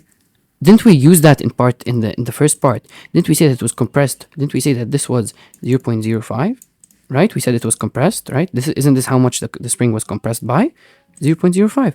So the total h is 0.55 that we found with respect to the reference level, plus this bottom part which we used earlier as 0.05. So it's going to be 0.55 plus 0.05, which is 0.60 meters. Okay. Question 30. A block of mass 4 kilograms is sliding down an inclined plane. The plane is rough and its angle of elevation is 45 degrees. At point A, the speed of the block is 2 meters per second. At point B, the speed is 6 meters per second. So we have some changes in velocities. The distance AB is 15 meters. So this is nice, 15 meters. And take G equals 10. What's the work done by gravity along AB? You want to find the work, but you have velocities, right? What do we say? To find work when you only have velocities, you don't have forces. Work is equal to the force times distance. What can we use instead? We can use work is equal to delta K. Remember the work energy theorem? Okay. Work always is equal to delta U. Delta UG. Delta UK.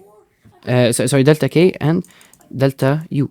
It's the same as all of these. Work is any different change in energy. That's what work is. Okay. Since we're changing velocities, that means we have a change in what? Kinetic energy. So to find the work, you can actually just find the change in kinetic energy. Remember, this is what we explained earlier in the first questions of the quiz, that work is equal to change in kinetic energy, K final minus K initial. But let's do it. Work is equal to K final minus K initial.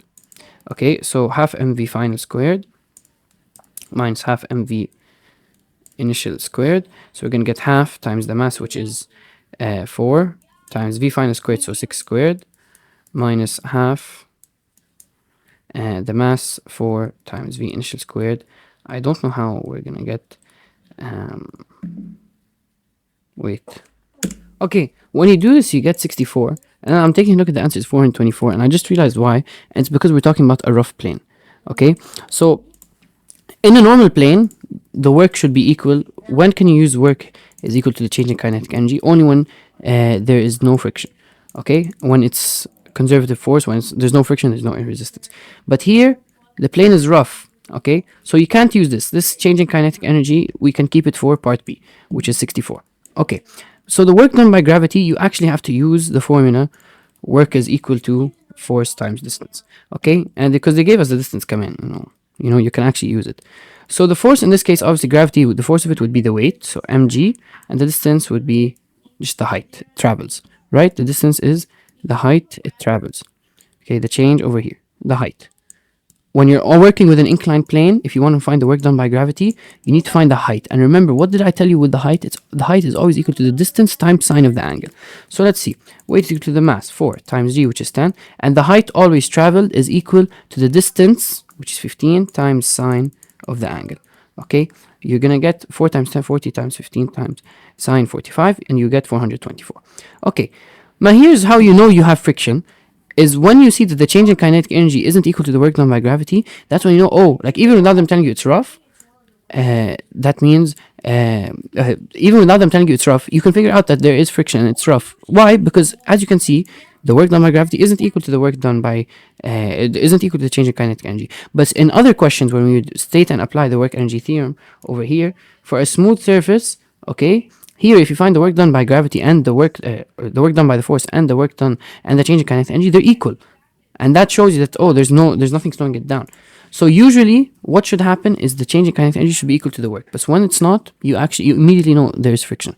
Okay, so what I'm trying to say is you can only apply work is equal to change in kinetic energy when you don't have friction, when you don't have air resistance. But since it's rough, you're not allowed. Okay. You're not allowed. You have to find them separately. You have to use work is equal to force times distance. So the force is the weight, obviously, which is mg, and the distance it goes is the height. Okay. The work done by friction along AB. Type, how much work is done by friction? If the work done by gravity is 424, but I only got 64 joules of kinetic energy. How much did friction take? Obviously, it's negative 360. Type, you can tell me, Walid, how do I know? You can just subtract them. 64 minus 424. Okay? Okay. So, to prove to you to subtract them, basically, the net work done on an object is equal to the work done by all the forces, right? Let's just say work done by all the forces. The work net is the actual change, actually, in kinetic energy. Okay? Whatever you do, the net work on the object is equal to the change in kinetic energy. But when will this network be equal to the work done by gravity? When there's no friction. But since there's friction, the work done by gravity isn't the total network. Why? Because you have friction. There's also work pushing it back up, okay, preventing the movement. To sum it up, okay, work net is equal to the sum of all the works, okay? So the work net in this case is equal to the work done by gravity. And what other force do we have? We also have the work done by friction. Okay. What is the network? The network is actually 64. You can tell me, Tabari, isn't that the change of kinetic energy? I told you. The network is how much useful energy you used. Anytime you change energy, any change in energy, that's actually what the network is. Work is equal to any change in energy. Okay, let it be kinetic energy, let it be potential, let it be gravitational potential or elastic potential. It doesn't matter. Any change in energy, that's work. That's network done. Okay, that's what the work energy theorem says. But why did I tell you in part A that you can't use it to figure out the work done by gravity? Is because you have a rough surface. Okay, so the work energy theorem, it says the net work done on a particle is equal to the change in kinetic energy. The only time that the net work will be equal to the work done by gravity is when you don't have friction. That's why it wasn't working in part A. Okay, I hope you can try and understand. But the network, it's equal to delta K. Okay, you can just subtract 64 minus 424, but so you can understand, the network is equal to 64 because we found it as the change in kinetic energy. The work done by gravity is 424 plus the work done by friction. Obviously, to find the work done by friction, you do 64 minus 424 and you get negative 360. Okay, what is the force of friction? We know that work is equal to force times distance, right? And for friction, it's negative force times distance, right? Okay, so the work done by friction is negative 360. It's equal to the negative force times distance. Okay, so negative 360 is equal to um, equals to negative F, and we're going across wait, it was 15 meters. Let me check. D in this case is going to be 15 times how much is the angle between like wait, okay, let me redo this so I don't want you to be confused. For friction and for any force, we said for friction it's always equal to negative FD, right? But for an inclined plane, I told you that the distance you use for the height you use is equal to the length of the slope or the length of the distance traveled times sine of the angle. Okay, for friction, work is equal to force times distance times cosine alpha. And now we said that alpha is always for friction 180 degrees, because if you're moving like this, friction is in the opposite direction, so the angle is 180. And that's why we write it as work is equal to negative force times distance. Okay, and the distance in this case is 15. You can tell me, Walid, why don't you use this rule up here? I told you before that you can use it, okay? For MGH, you can use it. Work is equal to the force. Remember, the force was the weight, which is 40, times D, which is 15, times cosine of the angle between the force and the displacement. In this case, it's going to be 45, because 45 here, so 45 here. Okay? So it also works. By the way, cosine 45 is equal to sine 45. So it also works, like I told you, that's just the second method I used. For friction, since the force I'm using, friction, it's parallel, like they're on the same line. There's like the angle between is 180. If you try using the rule, the sine, you can't use that rule, because why I use it for the weight is because the weight has an angle. It's like angled. You see how it's angled like this? So that's why you need to find the height traveled. For weight, for the work done by gravity, I would do mgh, and h would be angle times sine of the angle times the length of the slope, because that's the distance traveled by gravity.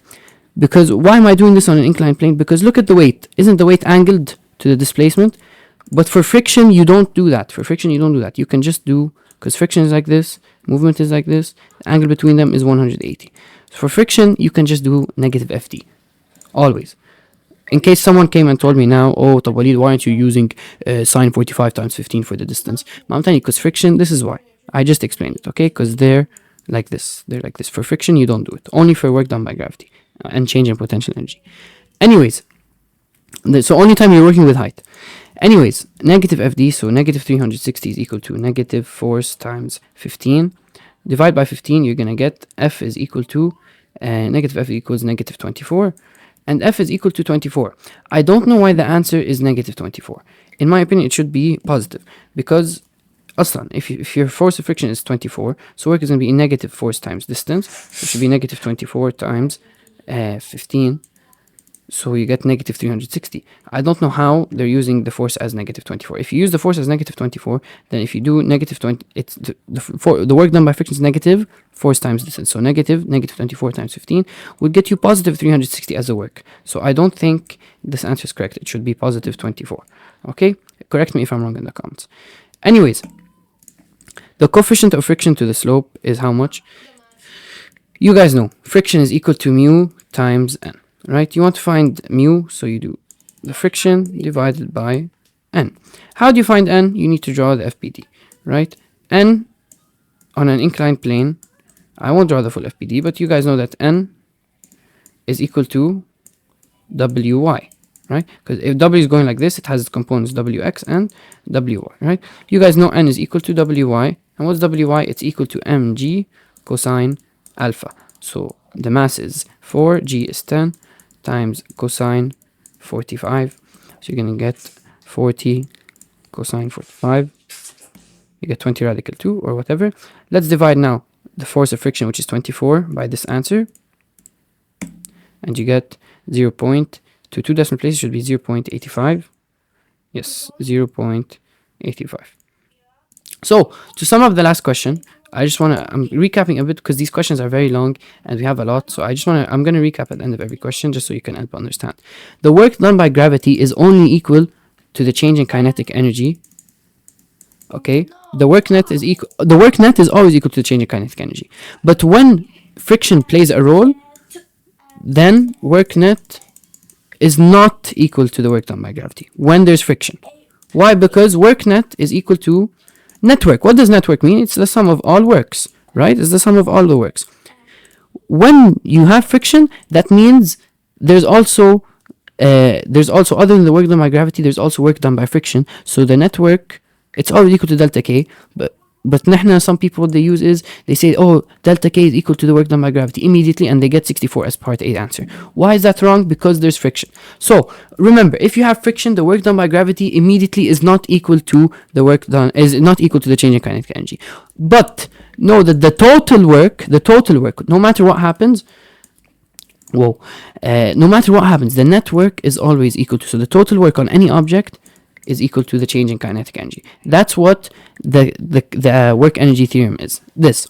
But why for some questions do we say that work done by gravity is equal to change in kinetic energy? Because there's no friction, so the only work actually happening is gravity. So in that case, the net work, since the only work is gravity, then work gravity would be equal to delta K. That's when you have only one force, and that's the weight. But since you have friction, it doesn't work. So that's why part A and B were like that. And then to find the work done by friction, you just always subtract the change in kinetic energy, since this is the network, right? Network is equal to the sum of all the other works. Remember, change in kinetic energy is equal to the network. The total work is always a change in kinetic energy. It's equal to 424 plus the work done by friction, so you subtract. And then force of friction, work is equal to force times distance. Then coefficient of friction, you do mu over n. And mu is equal to F over n. Anyways, okay. A bead of mass 0.20 kilograms is threaded on a rough wire of length 2 meters as shown below. The wire has length 2 meters, so I think all of this is 2 meters. The bead is projected from point A at 4 meters per second and comes to rest at C. The vertical distance from A to B is 150 centimeters, and the vertical distance from C to B is 50. Consider that the force of friction acting on the bead is constant throughout the track, and use G equals 10. What's the work done by gravity as the bead moves from A to C? So the work done by gravity, you can immediately go from A to C. I think that might work actually. 1 times 0.2 times 10. Oh yeah, that would work. Okay, but now what I did, I split it up into from A to B and then added up from B to C. You can immediately go from A to C. Let's see. Work done by gravity is always equal to the force times the distance, right? And they actually gave us the heights, so you don't have to use any angles or anything, so that's nice. So we went from height 1.5 meters, let's just call this 1.5 meters, and we went to 0.5 meters. So I think the distance traveled is pretty obvious that the distance traveled is 1 meter, right? Type. The force is mg, right? mgh, right? Ya Allah. The force is the weight, right? We're talking about gravity, so the force is mg, and the distance traveled is h. The mass of it is 0.2, g is 10. And how much height did we travel? We're going from 1.5 meters to 0.5 meters. That's obviously 1 meter. Okay? And it's pretty obvious. Why is the work positive? Because gravity is pulling you down. صح? Gravity is pulling it down. And it is moving in the same direction as gravity, which is down. So it should be positive. So you shouldn't have -2 as your answer in part A. Also, there's no option for -2. When you do this on your calculator, you get 2 over here. Okay, very easy. The change in kinetic energy between A and C is how much? How much is it at part A? Part A, it's 4 meters per second. Okay, let's see here, 4 meters per second. So let's start. K1 is equal to half mv squared. We know that the velocity is 4, so half times 0.2 times 4 squared. So we're going to get 0.5 times 0.2 times 4 squared, which should be 1.6. Yeah, that's 1.6. You can see over here. Okay. And then they said at point C, how much is that point C? Let's say K at A. This is K at A. K at C is how much? They said that it's at rest at C. So Kc is equal to 0. So the change in kinetic energy is equal to K final minus K initial. So Kc minus Ka, which is easily -1.6.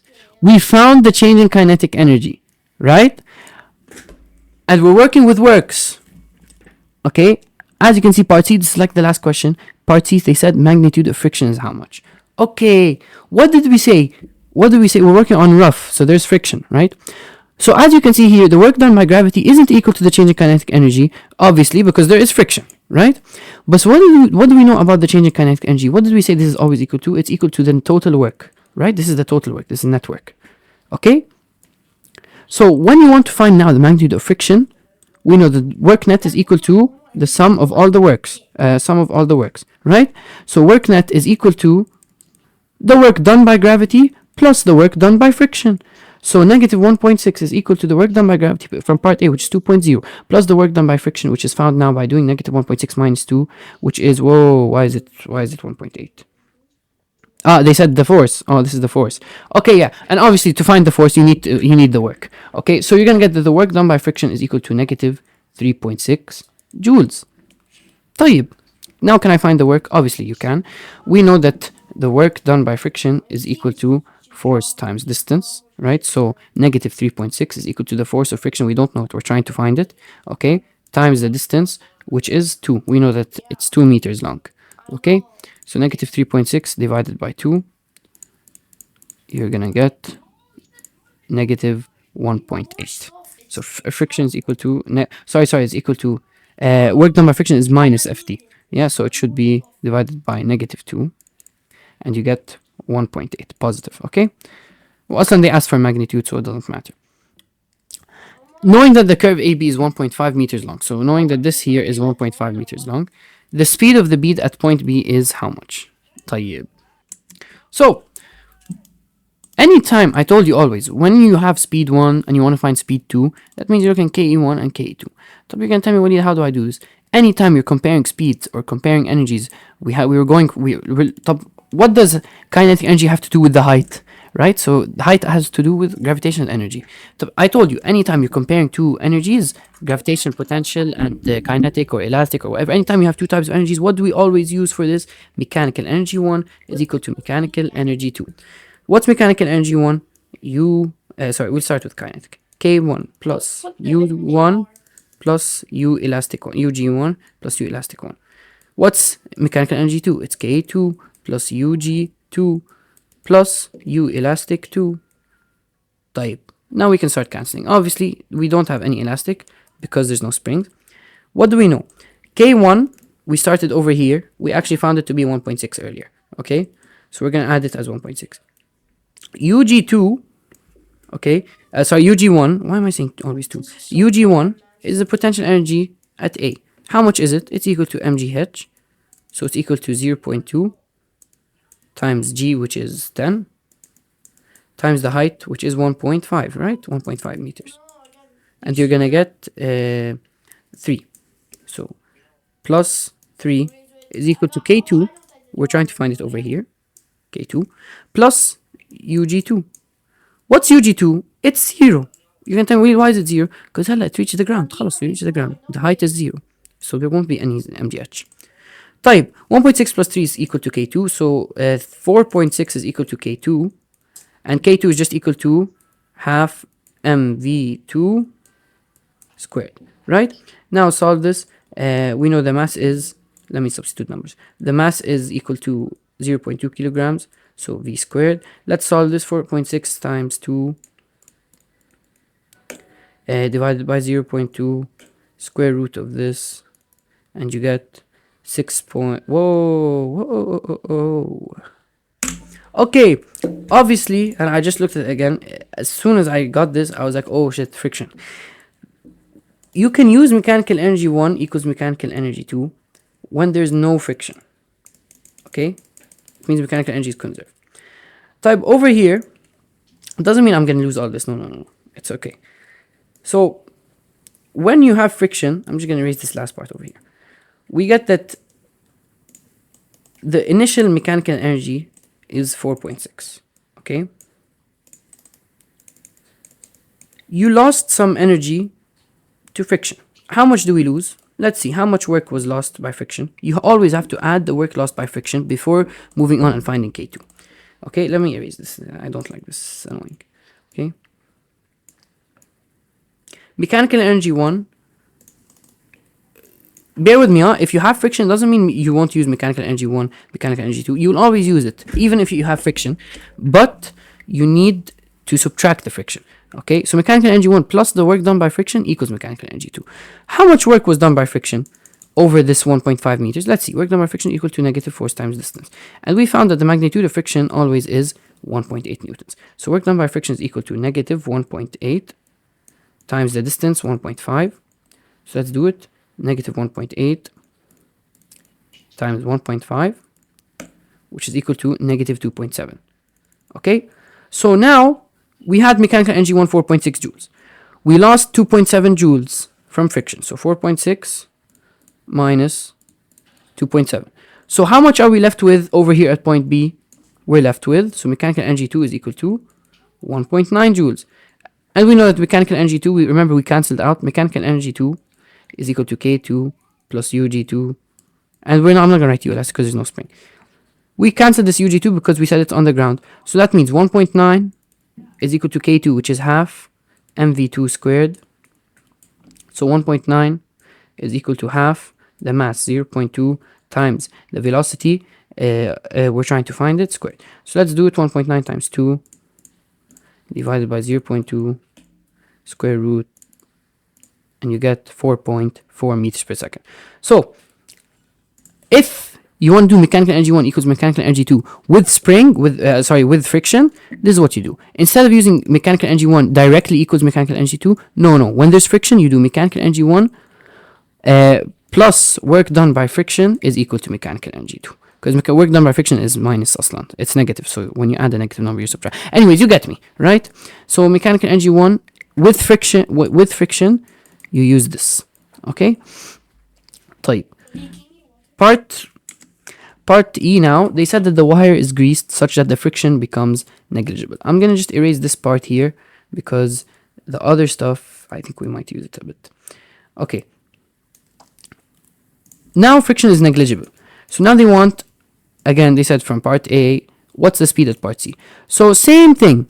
This time friction is negligible, but we're not talking about part B, we're talking about part C. So since friction is negligible and we're comparing two speeds over a height, what do you do? Mechanical energy 1 is equal to mechanical energy 2. Because there's no friction, you didn't lose any energy. Okay? Type. Mechanical energy 1 is equal to mechanical energy 2. So K1 plus U1, gravitational 1. I'm not going to say U elastic because obviously we don't have any U elastic. There's no spring. Equals K2 plus UG2. This time we're not talking about point B. We're at C. Okay? So let's see. K1 we obviously have and UG1 we obviously have. K1 we said we figured it out to be 1.6 earlier, right? I'm not going to say how. Again, half mv squared. Just do it, okay? UG1, again, we're 1.5 meters high, and we figured it out to be 3, right? mgh. So the gravitational potential energy at point A is just mass times g times h. The height is 1.5 meters. Equals K2, we're trying to find it, right? So half mv2 squared plus UG2. What's UG2? UG2 is the gravitational potential energy of C. Is it 0 now? No, because we're talking about C, so it actually has some gravitational potential energy because it's at a height. Okay, and what's the formula for gravitational potential energy? It's mgh. So the mass is 0.2 times 10 times the height, which is 0.5 meters. So you're going to get 5 times 0.2. I don't know, let's just do it on a calculator. 0.2 times 5. You're going to get 1. Okay, plus 1. Type. Can we solve this? Let's start substituting our values. So 1.6 plus 1.5. That's why 1.5? Why did I say 1.5? UG1 we said it's 3, right? Why did I say 1.5? It's 3 over here. So it's 3. Okay, is equal to half mv squared plus 1. Let's solve it. It's so 4.6. Subtract this one. Oh, I didn't substitute the mass. So let me continue. 1.6 plus 3 is equal to half. Mass is 0.2 times v squared plus 1. Now let's find v. 4.6 minus 1 times 2 divided by 0.2 square root. You get v is equal to 6 meters per second. Question 4, Question 32. A string running through a light frictionless pulley connects two blocks. Block A of mass 3 kilograms is placed on a smooth tabletop, and block B is mass 9 kilos is hanging vertically as shown on the diagram below. The blocks are simultaneously released from rest and are allowed to move through 3 meters each. Okay. What is the change in potential energy of the system of the blocks? Okay. The change in potential energy of the system of the blocks, let's call it the change in potential energy would be delta U. Okay, we have two blocks, so it's equal to delta UA plus delta UB. right? So let's start with delta UA. We're gonna take the potential energy system. We're gonna take the top here as the reference point. Okay. We're looking, remember, at the change. Okay. This A, it's gonna come here. It's gonna go to the right. It's not gonna fall. Okay. But MB, it's a remember we're allowing it all to move through 3 meters each. MB, this MA is gonna continue here. It's gonna continue. It's gonna stop over here. But MB, it fell 3 meters. So the change in height for MB is 3 meters. So let me start with delta UA. Since block A didn't really move through any height, then delta UA is equal to 0. We didn't change height, so there's no change in potential energy. But how about UB? Delta UB, the change in potential energy, how much? We fell 3 meters, right? U is equal to mgh. UG is equal to mgh, right? We fell 3 meters. So the height is actually negative 3. So you're going down negative 3. G is 10, and the mass is 9 kilos. So you're going to get negative 270. So the change in potential energy, UA is 0, so 0 plus negative 270, so it's going to be negative 270. The speed of block A after moving 3 meters to 1 decimal place is how much? So for this part B here, it's a bit tricky. The speed of block A after moving 3 meters is how much? Like, one thing you need to understand over here is this block B will fall, pulling block A with. Okay, let's try and draw the FBD of block B. Okay, it's gonna look like this weight and the tension pulling it up, right? For block A, you have this, right? For block A, it looks like this. You have the weight pulling it down, and you have the normal. There's no friction, so the only force pushing it is the tension. Type. Now, what do we know? We know that this block B actually accelerates. It goes down, right? We know that the W of block B, we know since it's going down, sigma Fy, it's accelerating, is equal to ma. How is it accelerating? Now you have a change in energy. Okay, there's work being done. Sigma Fy is equal to ma, right? So that means since it's going down, so W minus T is equal to ma. Let's substitute the weight of block B. It's 90. Mg is 9 times 10, which is 90. Minus T is equal to the mass of block B, which is 9, A of B. For block A, we know there's no other force there's no other horizontal force other than the tension. So obviously sigma Fx is equal to ma. Aslan, if this one accelerates, that means this one's accelerating with it because they're both attached to the same rope. Okay, so T is equal to ma. So that means T is equal to 3A of A. What do we know? Since it's a pulley, acceleration of B is equal to acceleration of A, right? So we can just cancel these letters. 90 minus T is 9A. T is equal to 3A. So we can just substitute 90 minus 3A is equal to 9A. So 90 is equal to 12A. So A is equal to 90 over 12, which is, I think it was 1.75. Yeah, 7.5. Okay, so you have the acceleration. We know it moved 3 meters. We know x is 3 meters. What's the speed of it gonna be? What equation do we use? If you have a, you have x, you want v without time. V squared minus u squared is equal to 2ax. We know u is 0 because it's starting at rest, right? So this is 0. So v squared is equal to 2 times acceleration 7.5 times x, which is 3. And you can do this over here. 2 times 7.5 times 3. And then square root it, and you're going to get 6.7 meter per second.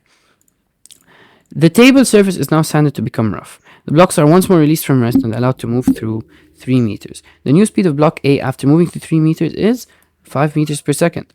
What's the magnitude of friction? So you have the velocity if there was no friction. So you can actually find the kinetic energy of it, half mv squared, which is just 0.5, which is half times 3 times 6.7 squared, which is 0.5 times 3 times 6.7 squared, and you get 67.335. طب why are you finding this?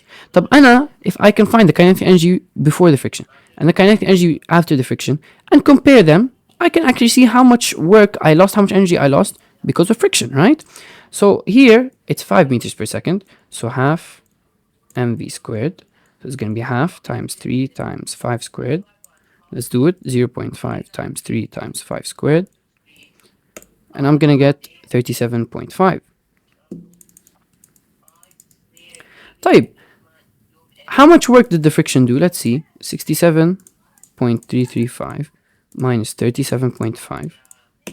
This is the work done by friction. Okay, so I don't know why I'm doing this now. I got a wrong answer, so let me just wrap it up. Ignore what I was saying earlier.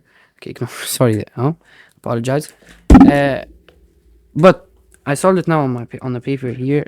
Basically, what you have to do is, since you now introduced friction over here, you have friction, and they gave you the new velocity. Look at the FBD for A. I'm gonna ignore the vertical forces. Actually, no, I'm gonna write them because I need it for part B. W. You have the tension over here, and you have friction going back, right? And then the other one, it was like this, right? From part A, from question 1, we said you have W here, you have T here. We said this, right? Since it's block B is accelerating, so W minus T is equal to mass times acceleration, because sigma Fy is equal to ma. So anyway, we did this earlier, right? So the weight, it was mg mass times gravity, where mg, which is 9 times 10, so 90, minus T is equal to the mass, which is 9, times A. Okay, and over here, we said sigma Fx is equal to ma, right? So we said T is equal to 3A. We originally said T is equal to 3A. But now since we have friction, we have to say T minus F is equal to 3A. Okay? Type. What is T equal to? We have two equations. We know equation 1 and equation 2. Before actually continuing, I can actually find the acceleration. Okay, I can find the acceleration. How? They gave me, after traveling 3 meters, it's 5 meters per second, and we know we started from rest. So the same way I found what the velocity is in over here, I can find the acceleration using the same equation. V squared minus u squared is equal to 2ax. Anytime you have distance and acceleration and velocity, you can use this equation. U is 0, so v squared, so 5 squared, is equal to 2 times a times 3. You're going to get to 25. You're going to get 25 over 6. Okay, so you're going to get a is equal to 4.167. Okay, طيب. That means here you can substitute a with 4.167. So T minus F is equal to 3 times. Let's just keep it in terms of A. Okay, let's keep it in terms of A. Over here, we can substitute T. How do I substitute T? You can just take F to the other side. You can get 3A plus F. So over here, 90 minus T, I can substitute with 90 minus 3A plus F equals 9A. So solve this, you can get 90 minus 3A minus F. 90, wait, 9 minus 3A. This was T minus F. I don't know why I put plus here. Wait. Yeah, it's correct, Yeah, take F to the other side becomes plus. Okay, substitute T, so 90 minus 3A plus F. Distribute the minus, and remember equals 9A. Take 3A to the other side, you're going to get 90 minus F is equal to 12A. We know A is 4.167, so we can just solve this. So 90 is 12 times 4.167, because 12A. Okay, you get this. Okay, and then minus 90 on both sides. So negative, you're going to get approximately negative 40. So you're going to get negative F is equal to negative 40. So F is equal to 40 newtons. Okay, that's what you have to do. The coefficient of friction, F is equal to mu times N, right? What's N equal to for block A? It's equal to the weight, right? So since sigma Fy over here is equal to 0, then W is equal to N is equal to mg equals the mass of it is 3 times 10, so 30. So F 40 is equal to mu times 30. Okay, 40 divided by 30, you're gonna get 1.333. To one decimal place is just 1.3. Question 33. بدي خلص أنا خلص بكفي. A bead of mass 0.2 kilograms is threaded on a smooth circular ring of radius 0.4 meters. The bead is projected horizontally from the top of the ring at 9 meters per second. Take G equals 10 and potential energy to be 0 when the bead is in its initial position. So you're taking this here as the reference point. That's what they meant at the end. The initial mechanical energy of the bead is how much? Type mechanical energy is equal to K plus U. Since we're starting at the reference point, that means there's no height, so U is 0, right? So K is equal to half mv squared. So we're going to do 0.15, 0.5 times the mass, which is 0.2, times velocity squared, so times 9 squared, and you get 8.1. The potential energy of the bead as it passes the lowest point on the ring. So over here, how much is this distance over here? They said the radius is 0.4, so the distance here is 2 times the radius. This is the diameter, right? So 2 times the radius, which is 0.8. So what's the potential energy here? U gravitational is equal to mgh, right? So the mass of it is 0.2 times g, which is 10, times the height, which is negative 0.8. You're going to get 2 times negative 0.8, which is negative 1.6. The speed of the bead as it passes the lowest point on the ring. We said it's a smooth circular ring. Is there any friction? No. When you relate when you have mechanical energy, when you have kinetic energy, when you have gravitational energy, when you're relating all of these, what do we do if you want to find the new speed or new height? me1 is equal to me2. So k1 plus u1 is equal to k2 plus u2. We know u1 is 0 because you start here. And let's find the rest. K1, you're starting at 8.1 joules. We found it at part A. Okay, so we found mechanical energy 1, it was actually 8.1. K2, we don't know, we're dying to find it, half mv squared, mass is 0.2, so we're just gonna replace it. I want to substitute fast. And then U2, what is it? We said it's negative 1.6. Type, let's solve it. Add one, move it to the other side, you add 1.6, so 8.1 plus 1.6. Times 2 divided by 0.2 square root, and you get 9.8 meters per second. Question 34. Gravity does work of 50 joules on an object whose initial potential energy is 20 joules. The final gravitational potential energy is what? So, it does 50 joules on an object whose initial potential energy is 20 joules. Type, it was up here. Okay. That's a good question. Okay, whenever you're relating work done by gravity to gravitational potential energy, I told you always the work done by gravity is the opposite as the change in gravitational potential energy. I told you they're always negative. Okay, work done by gravity is 50. What's the change in potential energy? It's negative. Its initial is 20, so U final minus U initial, right? That's what delta UG is, right? Type, so 50 is equal to negative U final, we don't know, we're trying to find it. U initial is 20. Okay, solve this, you're gonna get 50 is equal to negative UF plus 20, and you're gonna get 50 minus 20. Okay, but wait, this doesn't make sense. So you're gonna get U final is negative 30. But here it's positive 30. I'm checking it on ChatGPT. It's telling me it should be negative 30. I think it's a wrong question. I'm not sure, but please put in the comments if I'm wrong. Question 35, last question. A spring constant 800 is stretched by 0.1. What's the elastic potential energy? Half kx squared.